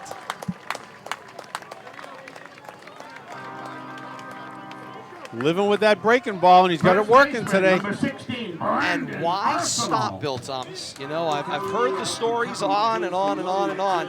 You change something that's working, and you might find yourself in trouble. If it ain't Leominster proves you can stop it, you keep throwing it. Brandon Arsenal struck out in his first at-bat, and he fouls that one off. If it ain't broke, don't fix it. Until Leominster solves that curveball, those first pitch strikes, they're just going to continue to see that. 0-1 the count to Arsenal. Missed. 1 ball, 1 strike. Kate, you a little surprised it took this long for Leominster to try to manufacture a run? Not necessarily. I think that that Coach Barnaby waiting, letting them get their feet under them. But you're coming to a point now. 1-1 breaking ball. 1 ball, 2 strikes goes the count. Coming to a point now where manufacturing is going to have to be the name of the game. Well, I think you're right, Kate, especially when you're chasing 1, it's 1 swing. You're chasing 2, you got to work for those. 1-2's off the corner. 2 balls, 2 strikes. 2 balls, 2 strikes, 2 outs. Bottom of the 4th. Swing and a miss. This one's in the dirt. Bricker up with it. Floats it down to first. It's bobbled and not in time. Off the board comes the strikeout, and the inning continues. Maybe a little too lazy, hazy, summery. Yeah, a little nonchalant there, getting the ball down to first base. Has kind of flipped it over the shoulder of Arsenal, but nice hustle by Brandon to turn himself into a base runner after swinging at a pitch in the dirt. I got an error on the first baseman there for not completing I'm not sure who got it. I got an error on somebody. Breaking ball, Cedrone called strike. Tony Savatelli. Savatelli struck out swinging in his first at-bat. I think if we could give out 2 errors, I think let's give a mental error to the catcher there, because he's just a little too casual there. Bricker kind of chasing the base runner, batted down the line, and casual flip didn't get there. Throw back over to first brings Arsenal back to the bag.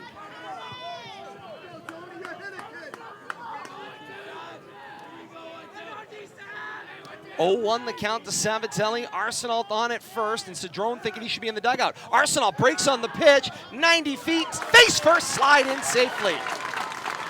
Great play by the shortstop Foley. No, check it. That's Fleckner, the second baseman, who skied on the coverage. Keep the ball in the infield and get a tag down. Just too late. Nice job by Arsenault, though, getting a good jump, trying to manufacture something here. 1-1 now goes the count. Running scoring position now for the Blue Devils. 1-1 pitch. Check swing, too far. 1-2 goes the count. Savatelli wanted some help. Problem is, a called strike you can't get help with. If you ball it at the plate as an umpire, you can go with a check swing to the open side, call it a strike, and it is recorded as a strike. No help needed. Savatelli needing just a second. Yeah, he wants to resettle himself. 1 ball, 2 strikes, 2 outs. Arsenault at second. Draws a look from Cedrone. Fastball missed in the river. A little groan comes across the crowd on the first base line. A little outside, we'll call that one. We got the announcer's angle, so it's hard to tell. 2 balls, 2 strikes, 2 outs, bottom of the 4. Savatelli waves at it and misses. Leominster made a little noise, at least keeping the inning alive. 4 complete in the MIAA Division I State Baseball Championship. It's Xaverian 2 and Leominster nothing. Blue Devils got to find some offense, but first they got to do it with the gloves. Defense, when they come back, 8-9 top. Due up for Xaverian. More to come. This is RFM.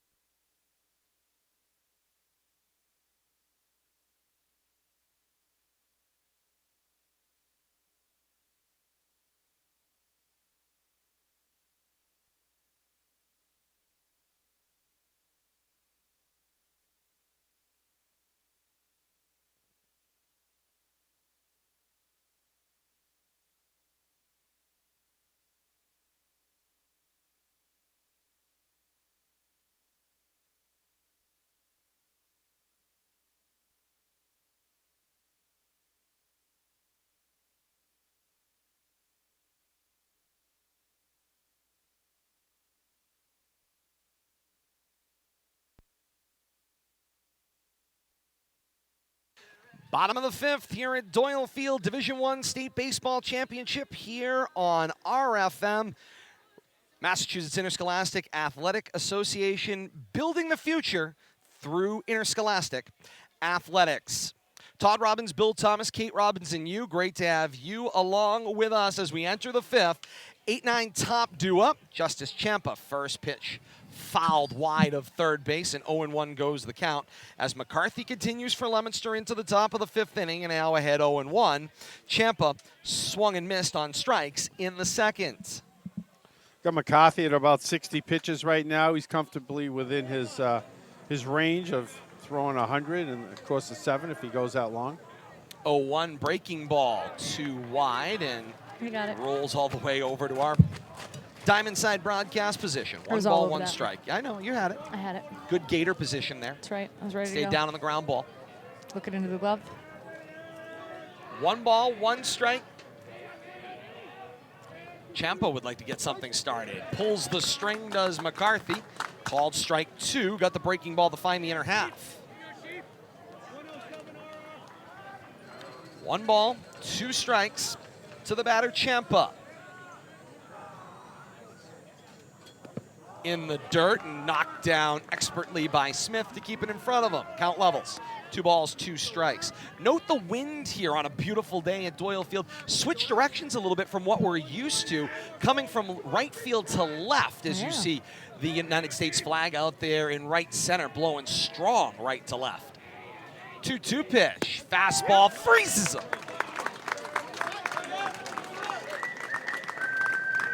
Second time a strikeout victim for Ciampa. I got McCarthy for 6 on the night. Ty Longo comes to the plate. He struck out looking in his last at-bat in the second. That was a 3-strikeout inning for McCarthy. And starts off Ciampa with the first one looking, and now here comes Longo. Fastball at the knees for strike 1. 0-1 goes the count. McCarthy back to those first pitch strikes. McCarthy takes that deep breath out on the mound. Sends the 0-1. It's wide, 1 ball, 1 strike.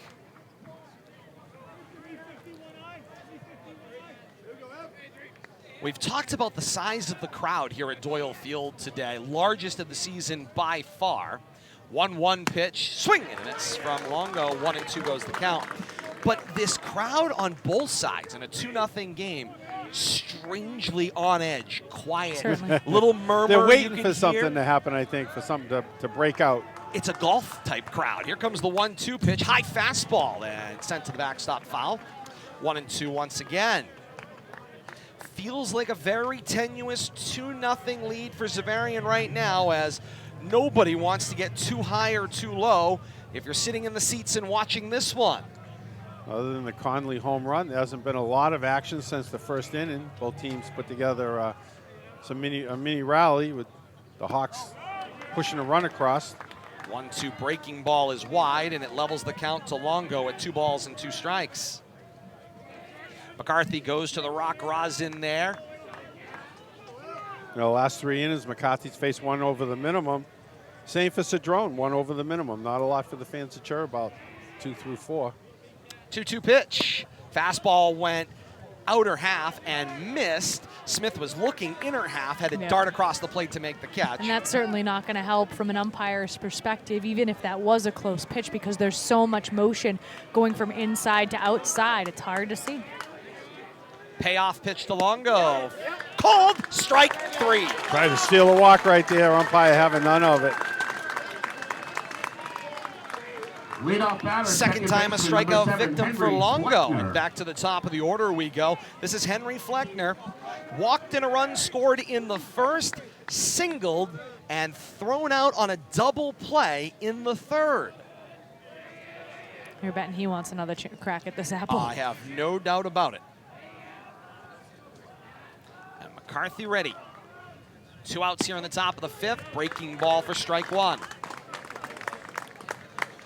Nice to see that pitch settle down for him, and he's been able to utilize it throughout at bats here. It was a little bit shaky in the first couple of innings. He's settled down nicely. A 1 pitch, waved at and missed, 0-2. I certainly wouldn't want to bat against him. And McCarthy working that ball, really grinding that ball, trying to keep it wide, trying to keep himself settled. Kinetic Fixes the energy. hat, indeed. Ready at the chin, 0-2 pitch. Fastball too high. 1 ball, 2 strikes.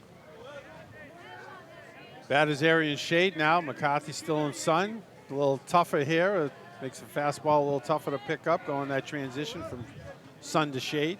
This is the usual start time for a regular season game. 1-2 breaking ball, swinging, fly ball lifted towards center field. Dutton trots over to right center, makes the catch over the shoulder to end the threat in the top of the 5th. Through 4.5 here at historic Doyle Field. It's Xaverian 2 and Leominster in search of a run. 2-0 Xaverian in the state championship right here on RFM. More to come. This is RFM.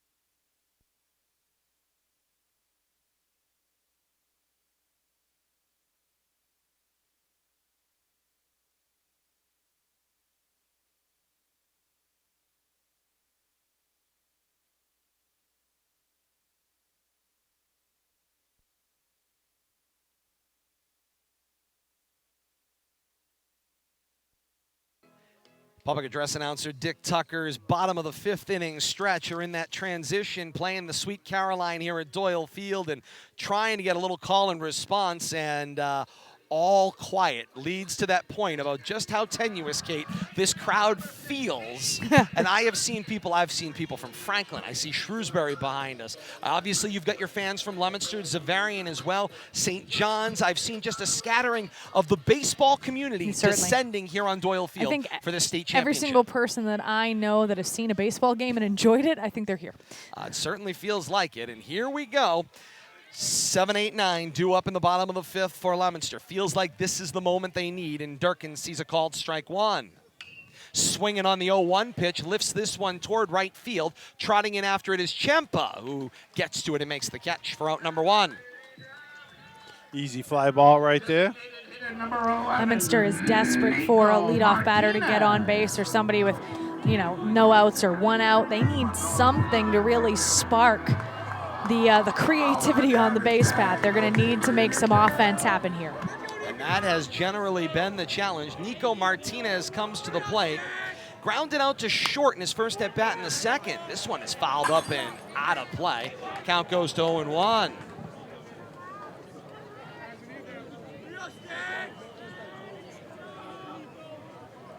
You're right, Todd.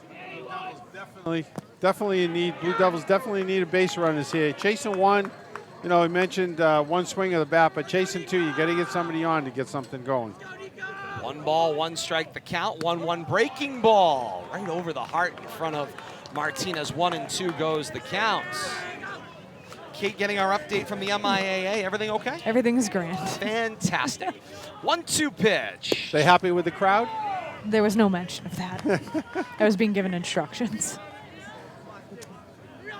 My, oh my, I can only Post-game, imagine. just post-game instructions. All right, here we go. 2-2 pitch. Fastball freezes Martinez. He knew it. Yep. Not much he could do about it. And He's heated.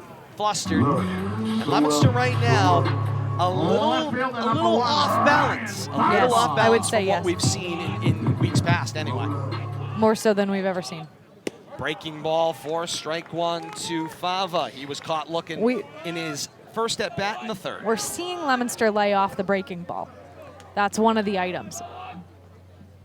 But go ahead. 0-1 missed. 1-1 goes the count. Cedrone has such command of it, and he can throw it in any type of a situation.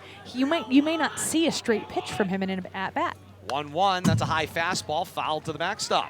1 ball, 2 strikes. And Kate, I'll echo your point.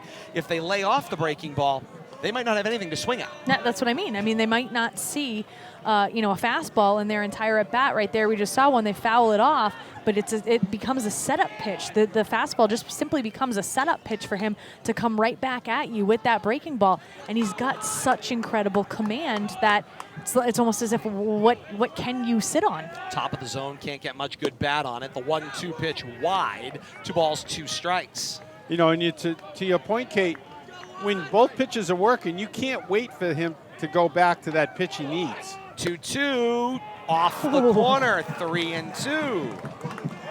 And unofficially counting that 4 strikeout inning in the 4th that we're going to call a vulture because the vulture came down and stole one of those strikeouts away from him. 3-2, Fava sends it into the seats down right field. 7 of the last 9 batters have gone down by via the K. So, so Drone definitely around the plate. A lot of swing and misses, and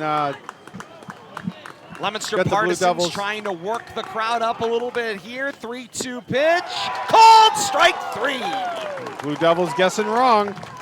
Back-to-back frozen batters ends the 5th for Cedrone and the Hawks. Leominster heads through 5, down 2. It's Xaverian 2 and Leominster nothing. The Division I State Baseball Championship right here on RFM.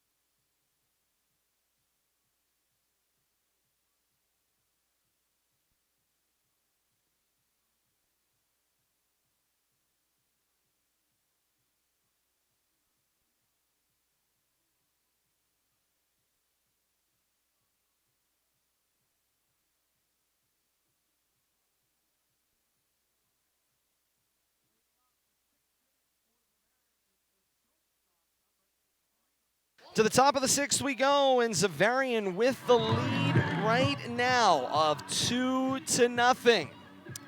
And they are back on offense. 2, 3, 4 due up in the inning for the Hawks.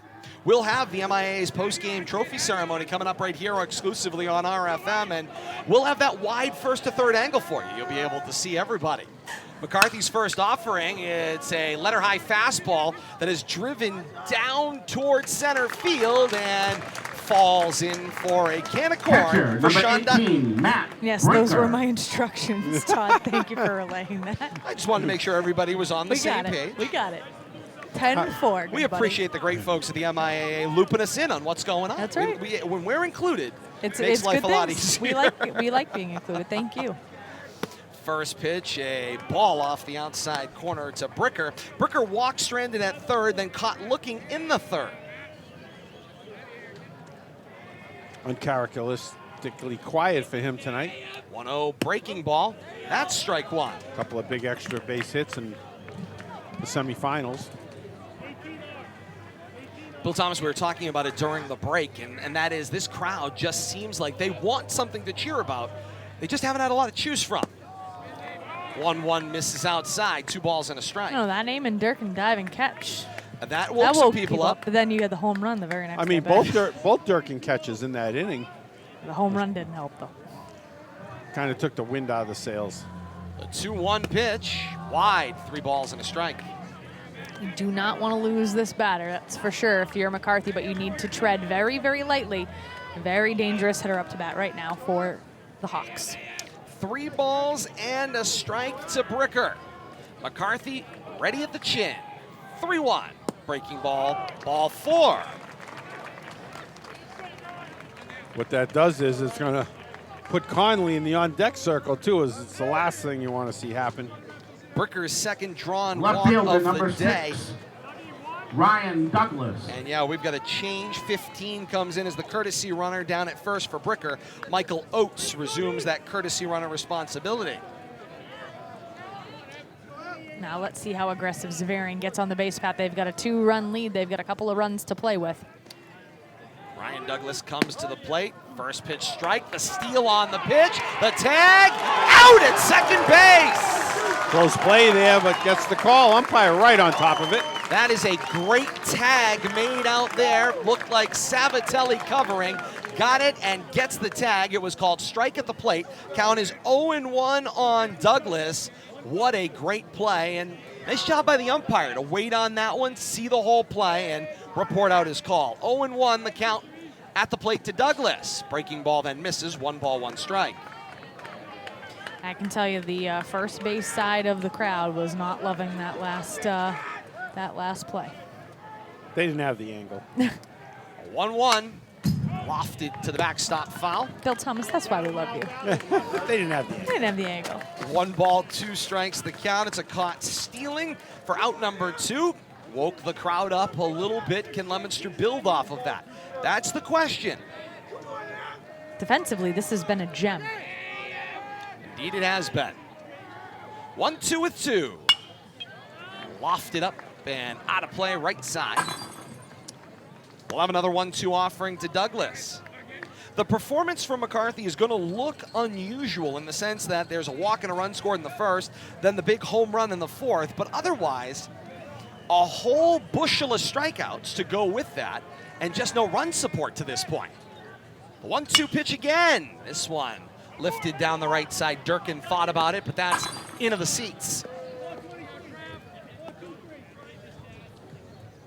I got him up over close to 90 pitches, too. I got him at about 88 pitches. But we've seen him throw 100-plus numerous times, so pitch count's not really a big problem for Evan. 1-2 breaking ball off the corner. 2 balls and 2 strikes. The only issue that I would see, Bill Thomas, is if he gets in the upper 90s before they get to the 7th inning, things could get a little bit hairy because he's got to come out after 115. This is very true. 2-2 pitch, breaking ball, called strike 3. Inning over. So he should have no problem now being able to take care of the 7th Please inning stick for the around Blue for Devils. Trophy presentations by the No MIAA runs, immediately no following hits, the game. no errors, nobody left on base in the sixth. Through 5.5 as we head to the bottom of the sixth. It's Xaverian 2 and Leominster nothing. The Division I State Baseball Championship by the MIAA here in Massachusetts. Top of the order due up for Leominster. 1, 2, 3 due up in the inning. We'll see if Leominster can find some offense in this sixth. They are running rapidly out of time. This is RFM.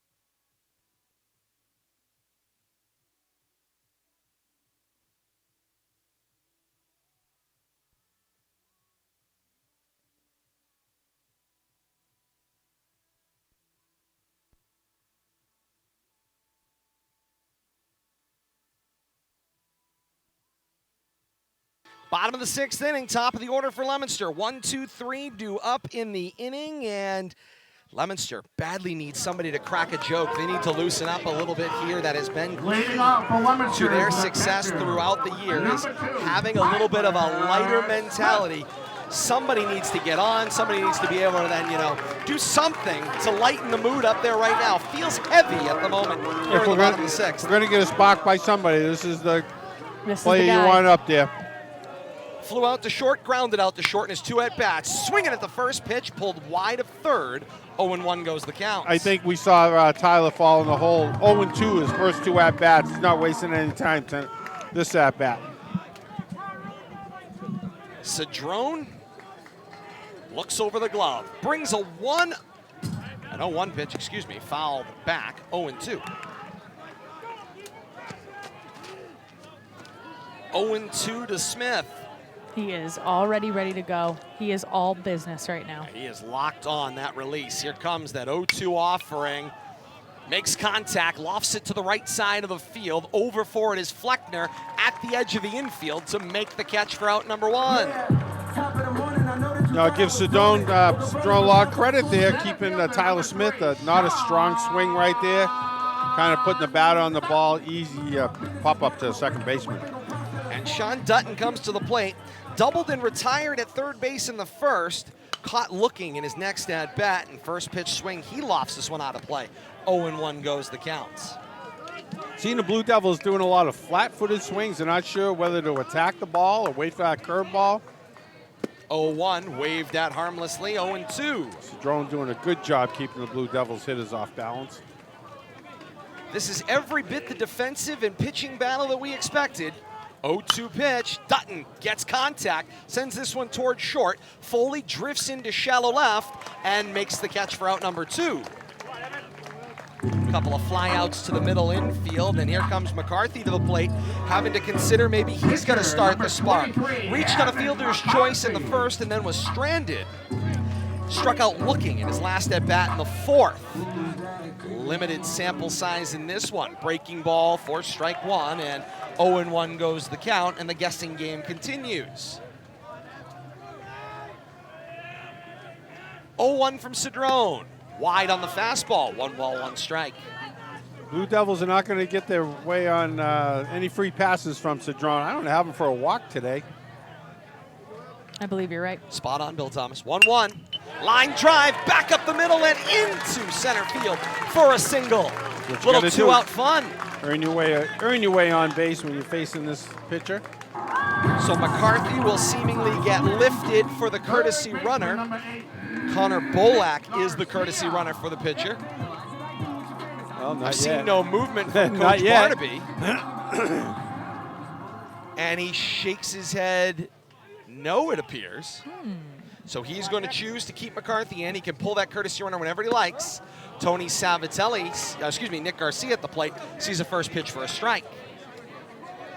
Sometimes you will sacrifice the speed for the smarts on the bases. Garcia singled and stranded, struck out swinging in his last at bat. 0-1 breaking ball, waved at that one 0-2.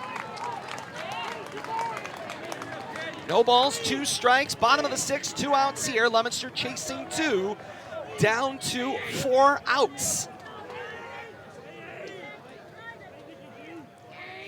Cedrone sneaks a peek, 0-2, called strike 3. No doubter. Nope. Cedrone only getting stronger, and Leominster looking more and more and more uncomfortable. 6 complete here at historic Doyle Field. It's Xaverian 2 and Leominster nothing.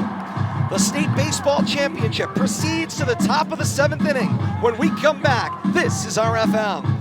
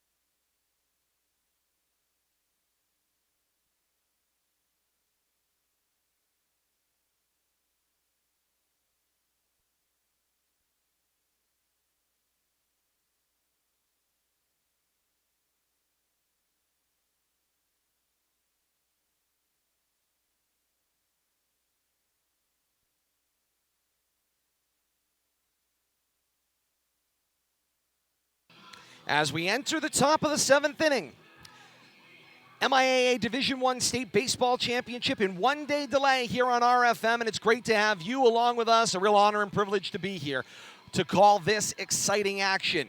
Todd Robbins, Bill Thomas, Kate Robbins, and you, great to have you along with us as we enter the final inning of regulation in this State Baseball Championship.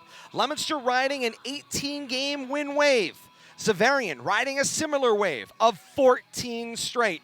Both teams with almost identical records coming into this one. 19-1 Leominster, Xaverian 17-1 to this point and time. And right now, through 6 complete, Xaverian with the 2-0 lead. Both teams have 5, 6, 7 due up to start the 7th inning. Prophetic maybe it will be, but Bill Thomas, Leominster is certainly far worse off. They got to figure out a way when they get back up here on offense, they'll last hack at it to get some base runners. Cedrone's just been spot on. First pitch strikes, curveballs. Out of the 18 batters he faced, I'm going to just spitball and say 13, maybe 14 started out with first pitch curveball strikes. He's been fantastic tonight for Xaverian, and I expect to see him back out for the 7th inning. And here we go. McCarthy is ready. He's got Connolly at the plate, homered in his last at-bat. Acting right now is the insurance run with this 2-0 lead. Sees a first pitch, strike 1. McCarthy's had good luck after giving up a home run. Next time he faces most batters, strikes them out. 0-1, that's strike 2. Saw that with Luke DeLongchamp in the Division I Central Championship a week ago. You got McCarthy for 3 hits allowed, but one of them that big home run for the insurance run by Conley his last time up. 0-2 was wide of the corner. 1 ball, 2 strikes goes the count. When having the conversation with Tyler and Evan, they learn from the mistake and they don't make it again. McCarthy brings a 1-2 breaking ball. Hit on the ground. Savatelli ranges over, charges, makes the play. On to first in the nick of time. 4-3 the putouts. Good sure-handed play by Tony. Cam Grindle comes to the plate. 25, Grindle Cam struck Grindle. out swinging in the first, lined out the second of the diving plays to Durkin in right in the 4th. One out here in the top of the 7th. McCarthy stares in. First offering. Excuse me, check swing right back at McCarthy. He fields on to first. 1-3 the putouts. Well, that was efficient. Third baseman, number 1. That brings Dylan Reilly to the plate. Reilly struck out swinging in the 2nd. Grounded out to McCarthy in the 4th.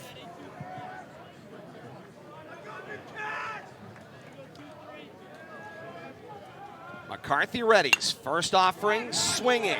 Smith gives chase, coming our way. Heads up. And that one is out of play, into the fans that ring the field here, standing very, very deep and scattered the folks in the box seats behind home plate. 0-1 goes the counts. I love that you call them the box seats. Oh, absolutely. It's not just the walking track. No, it's the box seats here at Doyle Field. I think they're standing on boxes back there. They very well may They be. could That's where the term came from. 0-1. Here it Foul comes toward again. this backstop again, and away they go yet again. What I thought was funny when Tyler ran back here on that earlier foul ball, as he watched, he yelled heads up into the crowd. Yep. I mean, he's looking out for the fans. Absolutely. 2 strikes, 2 outs, top of the 7th inning. Reilly trying to keep a little rally going here for Xaverian. 0-2, fastball swings and misses. Efficient inning for McCarthy. Ends the 7th. He gets a round of applause on his way to the dugout, and a lot of high fives. May have just ended his career. Another standing ovation from the Blue Devil faithful down the third base line. May have ended his career in royal blue and white. We head to the bottom of the 7th inning. 5, 6, 7 due up in the inning for Leominster. It's Arsenault, Savatelli, and Durkin due up in the inning. Tough spot for Leominster right now. This part of the order has struggled thus far. Can the Blue Devils find what they need? That's the question. They need 2 to tie, 3 to win on home field in the Division I State Championship. You're going to find out with us here on RFM.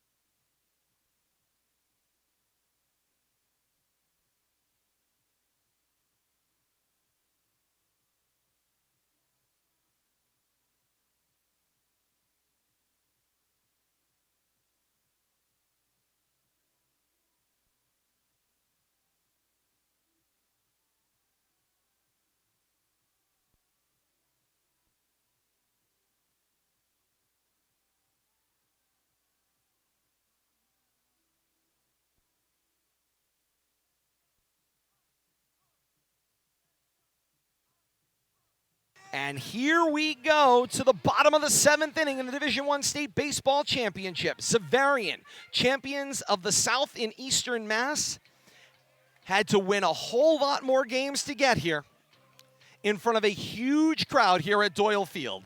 Lead 2-0 over the home Blue Devils. And Leominster's got 5, 6, 7 in Arsenault, Savatelli, and Durkin due up in the inning. Public address announcer Dick Tucker trying to spur along the crowd, see if he can get a little life.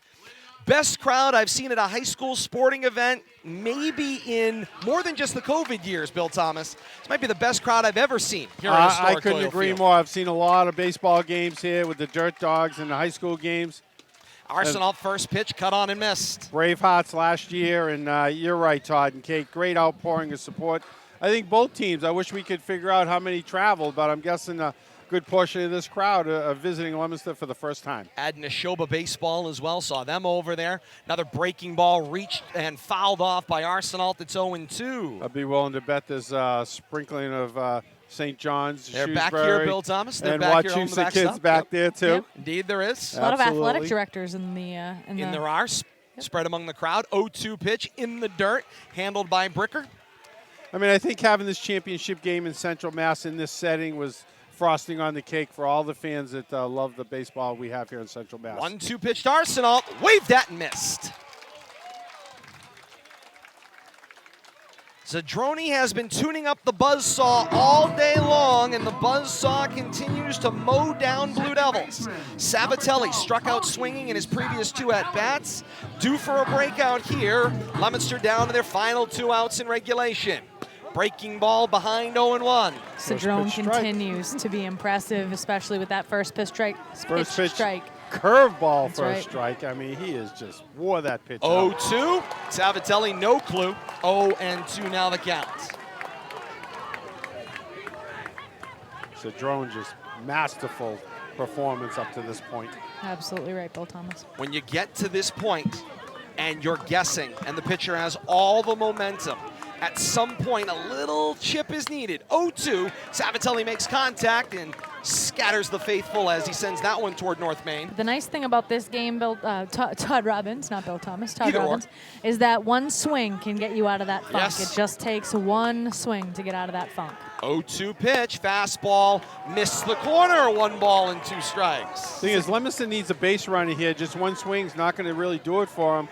They need multiple swings here. 1-2, swing and a miss. Cedrone continues to be impressive. 3rd strikeout of the game for Savatelli. Blue Devils have been back on their heels seemingly for 6 2/3 innings. Eamon Durkin comes to the plate, grounded out to second, flew out to left in his last at-bat, and he represents in regulation for the moment Leominster's last hope. Fouled that one into the mitt for strike 1. Well, the first pitch strike. Fastball that time. Changing up a little bit. And climbing the elevator as he does it. Cedrone looking to close this one out all on his own. 0-1 pitch. Fastball for strike 2. Leominster down to their last strike. Can Durkin keep things alive? The Xaverian faithful are on their feet cheering on Cedrone, who has been unstoppable. No balls, 2 strikes, 2 outs in the bottom of the 7th inning of the state championship. The 0-2 pitch, fouled off, we'll try another. Staying alive. Durkin goes for the long walk after keeping the at-bat alive. Resets the batting gloves and now walks toward the box. No balls, 2 strikes, 2 outs here in the bottom of the 7th.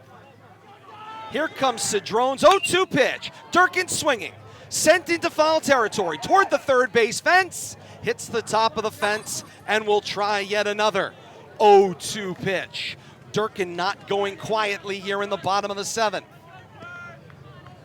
Leominster's 18-game straight win streak, a perfect 4-0 in state baseball championships.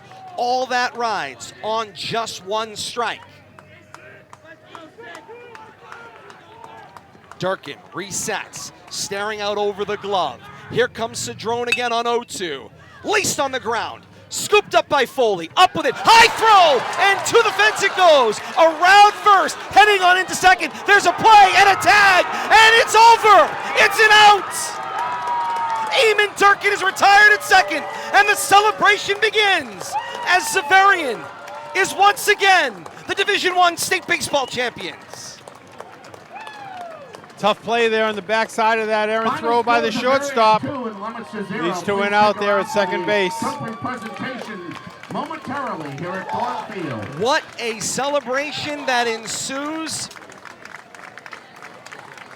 Xaverian now 3-1 all-time in state baseball championship games.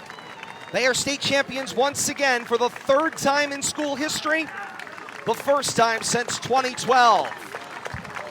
Leominster hustles out to meet Durkin after being tagged out on that hustle play and pick him up, ending a very difficult circumstance there. Kate, you knew there was one of 2 solutions here. Yep. You were either the state baseball champion Or you weren't. No, you're absolutely right. And Leominster knew that they needed to try to find that spark and took they tried to take advantage of that opportunity on the errant throw, but we talked about what a defensive gem this one was on both sides, and so by absolutely no surprise, a phenomenal defensive play ends this game and allows Xaverian to be victorious with the 2-0 victory over Leominster. Leominster all game long was trying to figure out just the masterful performance of Cedrone on the mound for the Hawks, and at the end of the day, they just could not put more than one hit at a time together, and when you can't manufacture more than a hit at a time, that's going to become very difficult to get a run across the plate. And so Leominster found themselves offensively struggling. But again, defensively, from a pitching perspective and just from flashing the leather all along the field on both sides of the ball, I was enormously impressed with both Leominster and Xaverian today defensively. What can you say about the two pitching performances of both Cedrone and McCarthy? Absolute masterful performances by both. Leominster just had a couple of small lapses, and they were able to allow Xaverian to take advantage. And at the end of the day, each team scatters 3 hits. Xaverian scores 2 runs on their 3 hits. Leominster fails 2. We join public address announcer Dick Tucker for the MIAA award ceremony right here on RFM. McNamara will present a finalist trophy to your double Central Massachusetts champion Leominster Blue Devils.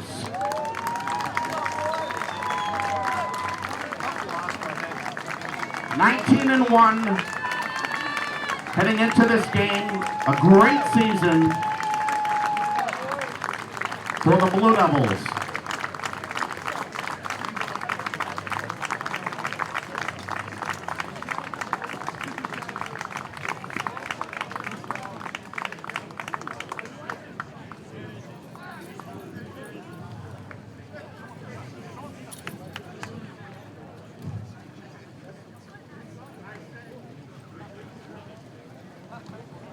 Now, ladies and gentlemen, presenting the state title trophy to Xaverian Hawks.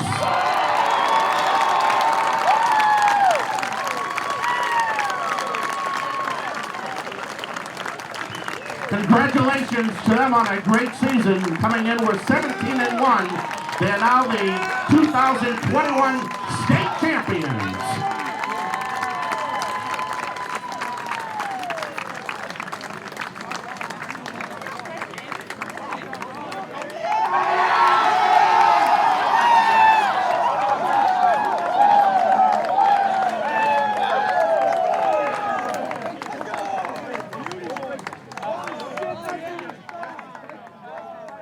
And with that, the celebration continues for Xaverian on Doyle Field.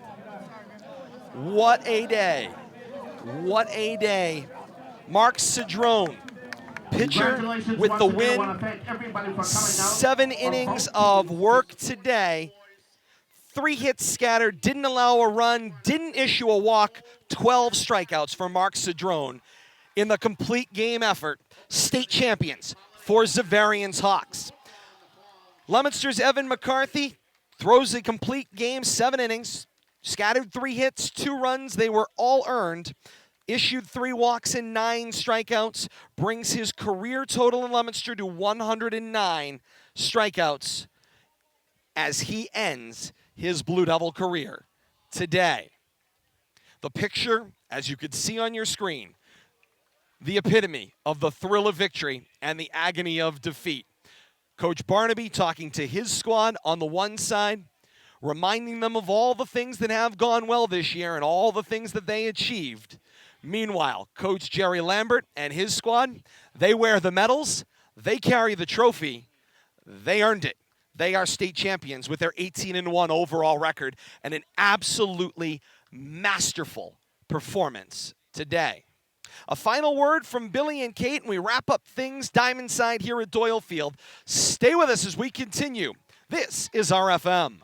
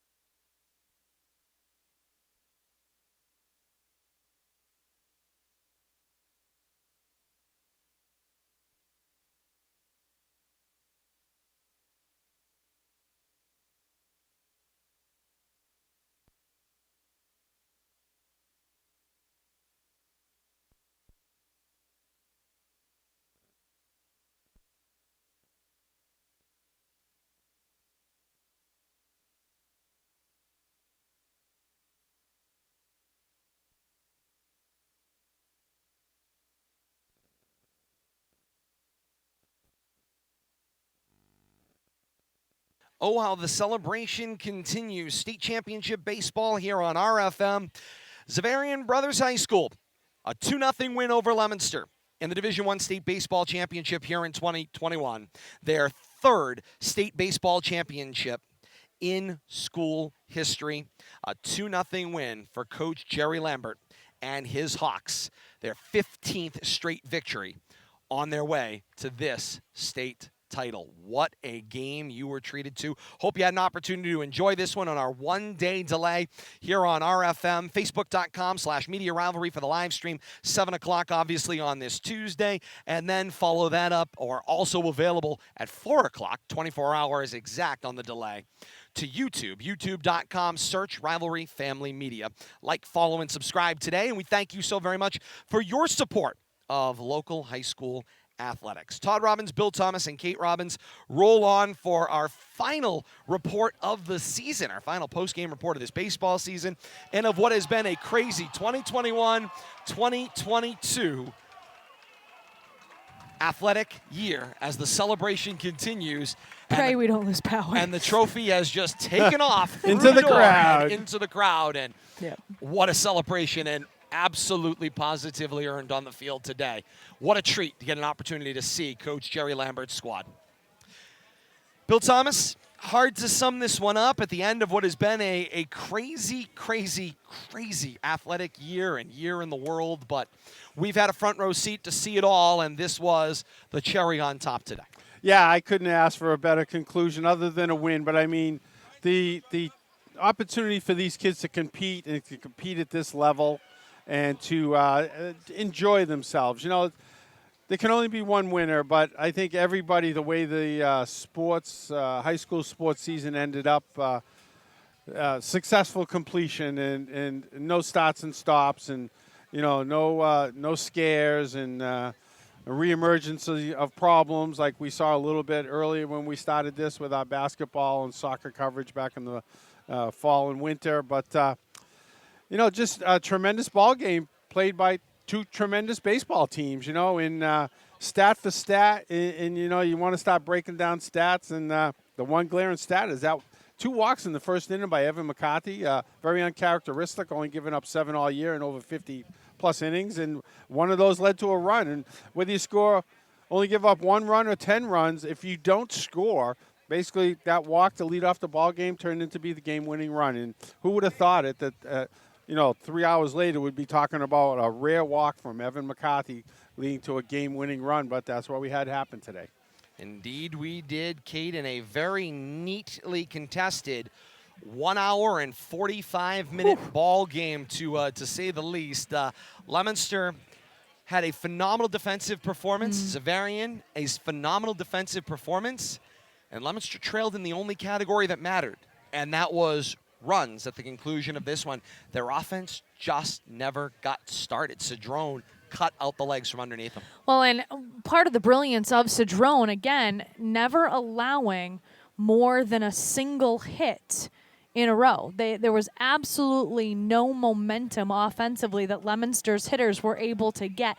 If Cedrone gave up a hit, he came back with either a strikeout or something definitive. And at no point in time, and correct me if I'm wrong, and I'm actually going to give you a moment to take a look at this, you and Bill Thomas, were there any no-out, you know, base runners for Leominster that were able to reach base with no outs in this game? If your defense is being given the grace to be able to work where you're getting outs before base runners are getting on for your opposition, you put yourself in a wonderful position to be able to get out of innings a whole lot easier. There are no situations in which Leominster was able to get a leadoff hit or a leadoff base runner. And so that becomes, to me, one of those situations. Not only are you not able to put hits together, you're not starting innings off in a fashion that is leading for something to happen either. And the answer, Kate, to your question is no. Yep. No, they did not. First inning there, Smith recorded an out to open the ball game. There was followed by a Dutton double, and there was some fun there that led to a couple of hits and a couple left on base in that inning. Leominster goes in order in the second, follow that up in the third by going in order again in the fourth, back-to-back strikeouts, and then an error gets Arsenault on. He then has a stolen base, but then a strikeout ends the threat in the fourth. You go to the fifth, Leominster goes in order. You go to the sixth. Leadoff batters out 1 and 2, a single by McCarthy with 2 outs in the sixth, and then in order again in the seventh to conclude the game. Cedrone controlled the pace of the game. And from a coaching perspective, it limits your options. You don't get a lot of options, and then as you continue to tighten as the game rolls on, then any base runner that you do get on, you're like, well, do I try to sacrifice? What are you able to manufacture at that point, especially considering anytime anybody got on, there was already an out. And so you have these situations, these scenarios where Cedrone wasn't walking anybody. He was absolutely monopolizing the strike zone, both with his fastball and masterful breaking ball. Now, mind you, Evan McCarthy on the flip side is going punch for punch with Cedrone, and Leominster's defense is going punch for punch with Xaverian. The only difference is that a few times Xaverian was able to take advantage of one of the few miscues, a walk to start off an inning, and then Evan with one pitch gives up 1 home run. But other than that, I mean, those two small items are complete difference makers. Otherwise, these two teams, as you came into this game when you talked about it, were incredibly evenly matched going into this one. This was not a situation where, and many people in Eastern Mass may have thought, oh, blowout, we're coming from Eastern Mass. This is going to be, get ready for the 10-run mercy rule. This isn't that type of a situation. You could see this one developing on paper that if you really took a look at it, you were like, this is going to be close, and it's going to come down to who makes the least amount of mistakes, period, end of discussion, and that's what happened. And this is proof that in the years to come, after this format is retired and they move to a statewide tournament in all sports, this can work. You can match North and South, Central and West equally among one another by rating them 1 to 32. Teams that reach over 500 will have to play their way into the top 32, but it can work, and a game like this proves that system can work. And it can work, but I do think it's going to be painful. It's going to be painful for a lot of teams because in situations and scenarios where a lot more I'm going to use, one of our educational phrases, there's a lot more equity relative to how many teams were able to be playoff eligible. I think you're going to see that contract quite a bit, and you're going to see teams really having to scrape and tooth and nail to be able to break into that top 32 because no matter how you slice it and dice it, there are a lot of teams in Eastern Mass. There are just a lot of teams, and there's a lot of quality teams across the board. On the bracket. Yeah, absolutely. And so when you have those numbers, it's going to minimize for Central Mass and for Western Mass. But as you said, it might be painful. You might not love it, but it can work. And Leominster has proven today that they can go up and they can swing with the heavyweights. Xaverian, by no means, that this is a heavyweight. These Catholic schools in Eastern Mass, they are absolutely phenomenal, and they have these reputations, and they've earned them. It's not as if they haven't earned them. They are absolutely phenomenal programs. And Leominster proved today that Central and Western Mass can go toe-to-toe. They weren't victorious today, but they can go toe-to-toe. And Bill Thomas, when we look at things in the other direction, right? So that's one version, one way you can look at the story. You could flip it over on its head and look at this, which is in a 2-0 win for Xaverian, that score is going to be promoted and plugged as having been a lot closer than in my mind it ever was. There was no moment today where I looked out at Cedrone and thought, he is going to lose this ball game. He controlled the game from the first pitch on. He did, and I think to your point, Todd, that it wasn't as close as the 2-0 score indicated. At no time did the Blue Devils, I think, come even close to solving Cedrone. I'm looking over the book here from the limited offense that the Blue Devils had. No lead runner on in any inning. They got the second runner up Dutton, but ended up getting thrown out there on a questionable base running decision in the first inning. But then Cedrone just pounding the strike zone. First pitch strikes, keeping the Blue Devils off balance. Second pitch strikes, show them that fastball, but that 12-6 curveball over the top, I don't think the Blue Devils have seen anything like that all year. There's no way to prepare for that, and you can't adjust to that just in one ball game where you get 3 looks at them. And you might only see 10 pitches in the entire game because the way he's just pounding the strike zone. No walks tonight for Cedrone. I had him at 101 pitches. He gave up 2 hits, both we might as well say meaningless. A little different outcome in the first inning. Could have changed the whole tenure of the ball game, but fortunately the Blue Devils ran into an out there, and Cedrone cruised after that. On their way to this state championship win, when you look at Xaverian top to bottom, and we mentioned, of course, the Eastern Mass Catholic Conference, wins over Malden Catholic, BC High, St. John's Prep. Catholic Memorial was their lone loss the first time they played back on May 17th. It was a 4-3 win for Catholic Memorial. 11-inning game, yes, by the way, the only loss. Wow.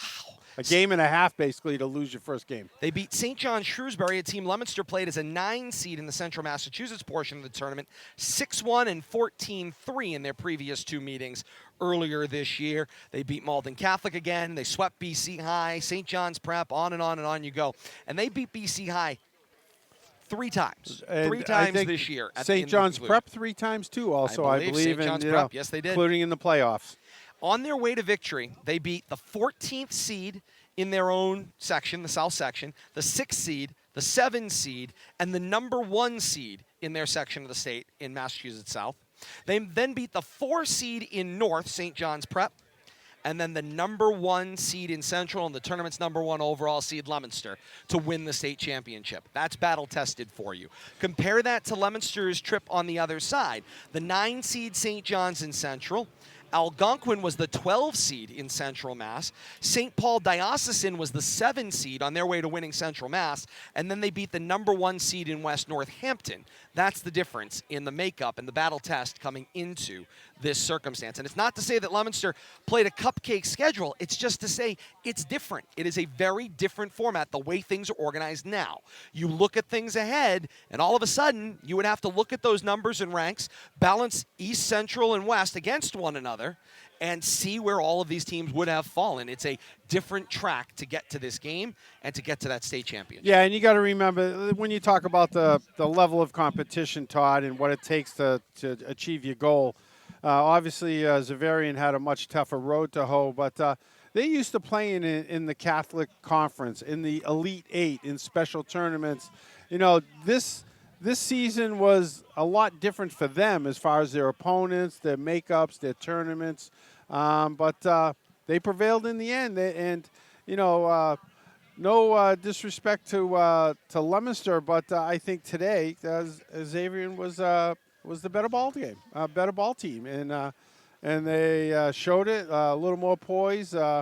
Made the sure-handed plays, except for that last out of the game. The only error that I think that Xaverian committed in the game, and they had one other, was the overthrow on the drop third strike. That was not. Oh, that's right. That's right. The catch, and that that was more of a mental area than anything else, I think. But just a well-rounded ball club, and they showed it today. Well deserving, the Division I state champion. But as the runner-up, and I don't think we can really call anybody a loser today, but I'm going to refer to the Blue Devils as the runner-up state championship, and well-deserved season. I just couldn't get over the hump on that last ball game. Let's turn to look at, kind of as we sit here now on July the 5th, 2021, what the last year plus has been for high school athletics across Massachusetts, and of course what we have been fortunate enough to be a part of here on RFM, and just how special a year it has been. Kate, when you think back to last summer around this time, there were no spring sports that happened at the conclusion of the April, May, June. That never happened. So that certainly is part one. Then you got into the summertime, and nobody knew. Nobody knew, would there be high school sports? Would there be school? Nobody knew anything a year ago at this time. And how is it going to transpire? Would we ever be in person for years? Nobody knew those answers. Would there be a vaccine? Nobody knew those answers. These teams in the spring waited 700 days to play again. But throughout this year, the other teams wondered, hoped, played modified schedules, practiced, went through, followed protocols. Parents could not come to games until this spring season. It was a very, very different year. What has the experience been like from your circumstance, both as an educator and as a broadcaster? Well, and not only that, to get to this point, as you just said, you cannot not mention the winter and the fall sports. Had they not done their jobs, had they not been willing to say, okay, we'll take a modified schedule, we'll just have a geographical schedule, we'll just have a pod playoff, we won't have any parents, any fans, anybody here. If they hadn't been willing to make those sacrifices, and I will also tip my cap to the MIAA, been flexible in their scheduling and flexible understanding, you know what? The spring schedule, the spring athletes, they lost so much last year. We can never give back what was lost. Never. Can never get that back. No matter how much you want to be able to give that back, they cannot. But the work that the coaches and administrators, and most importantly, the student athletes did in the fall season, fall 1, mind you, the winter season, to demonstrate it was possible. Yeah, fall 2. Those 3 seasons demonstrated that this could work. And now, think about where we were in September. Think about, literally, we were the only other adults other than on-site staff that were permitted on premises for months and months and months, for 3 full seasons of play. We were the only ones there. I felt like we had all of these children because we were the only other adults that they could see and talk to, and their parents could only see them through the broadcasts between us and the radio and through the work of LTV as well. That was their only look into, and having not been a parent, and I know Bill Thomas has been, I can't even fathom being told you can't go see your child play. But the work that they did made this possible. And to look around, I spent most of the game just looking around in awe, in earnest, in awe, to think where we came from last spring, from last summer, from last fall, to what we were able to see. I will never take for granted again, and I don't think anybody that is of this generation will take for granted what it was that we were able to experience here just with the fandom alone. Certainly. Just with that alone. And I think that there's become this new appreciation, even from those members of the community who are casual fans. I saw more casual fans here than I have ever seen. And just seeing the mayor put it out on Facebook, just seeing, we heard that, the administration from Leominster High School put out an all call to every single staff member, student, parent, everybody got a phone call that said, listen, you see so many casual fans here today because of what the last year and a half has done, not only to this community, to Xaverian's community, to Massachusetts, to everybody in the country and in the world. You can't take this for granted. And so I tip my cap not just to the spring athletes, coaches, athletic directors, and the administrations. I go back to the football players, the field hockey players, the basketball players, because without their work, this cannot happen. 100% agree, Kate. Bill Thomas, we've been here to be able to be a part of it. There were some fans, home fans were allowed in that fall 1. Then we went indoors and nobody was allowed to go. Then we went into fall 2, which was that wedge season that occurred at the tail end of February and into March, which was the fall sports that couldn't compete safely. And some fans were allowed to trickle back in there. And then obviously this spring has been as close to new normal as you're going to have if you like the brand new cliche that you see. But sum up the experience for me, I think we've been incredibly fortunate to be able to be along for this ride and be able to provide this for the community. Yeah, I couldn't agree more, Todd. And I feel blessed to have been able to bring this out to the community. Like you say, there's nothing eerier than being in a gym where there's no fans, nobody around us. We used to sitting in the enemy side, around the visitors, quiet. You could hear a pin drop, and basically everybody can hear us. We're used to being heard by people, but when there's nobody around for as a buffer, it just had that eerie feeling. But the fortunate part was that we were able to work with the schools, with the MIAA. They granted us access. We did what we needed to do. The schools did what they needed to do. And I think we were able to share the better part of the sports to every adult that wanted to see their kid in some fashion. We were able to bring it to them. And as a parent, and I'm going to echo what Kate said, I used to leave work early to watch my son play afternoon baseball games or play a JV basketball game first because, that none of those those games just get played. They're not really set up for fan participation. Sure. But it's the parents that really show up. And being told I couldn't watch my kid come to play sports, especially as a junior or senior, when I know they're at the height of their high school career. I think that would have tore my heart out, but I know I would have been trying to get every bit of information I could wherever it was out there. What little bit the fans, the parents, and administrators and people in faraway places got through our broadcast, I feel blessed to be able to participate in that and to hear the positive feedback just gives me more of a drive to want to improve the broadcast, to bring more sports. You know, we got out of the glamour sports, as I like to refer to them, the football, the basketball. You know, we did field hockey. We did, volleyball, lacrosse, golf. I mean, and I really enjoyed that. And I think we found our own little niche by doing that. I hope we continue to do that.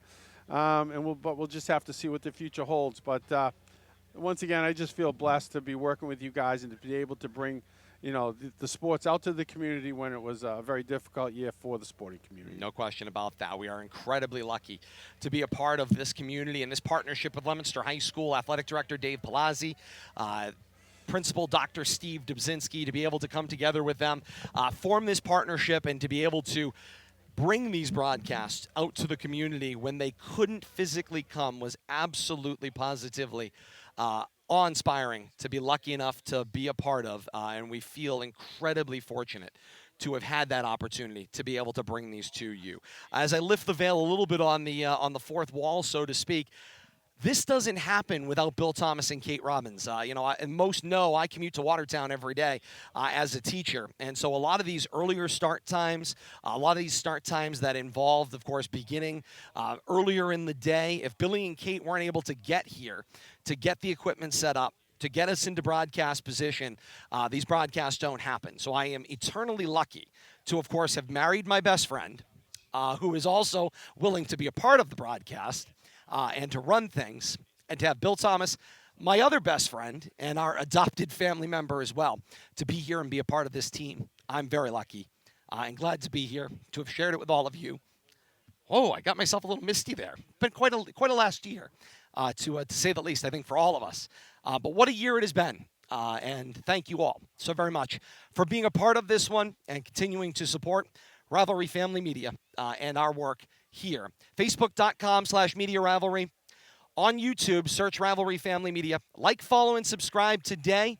Programming will go on hiatus for a little while, but we will be back with you, along with our radio partners at WPKZ, the K-Zone. We'll be back with us for high school football. Dick Tucker had it about 60-plus days. We'll be back for that. We'll be back with a fall schedule of boys and girls soccer, along with field hockey, volleyball, and so much more to come, hopefully, in a continuation of a much more normal 2021-2022 year. For Bill Thomas, Kate Robbins, and all of you, I say thank you so very much for joining us. And until the fall, so long, everybody.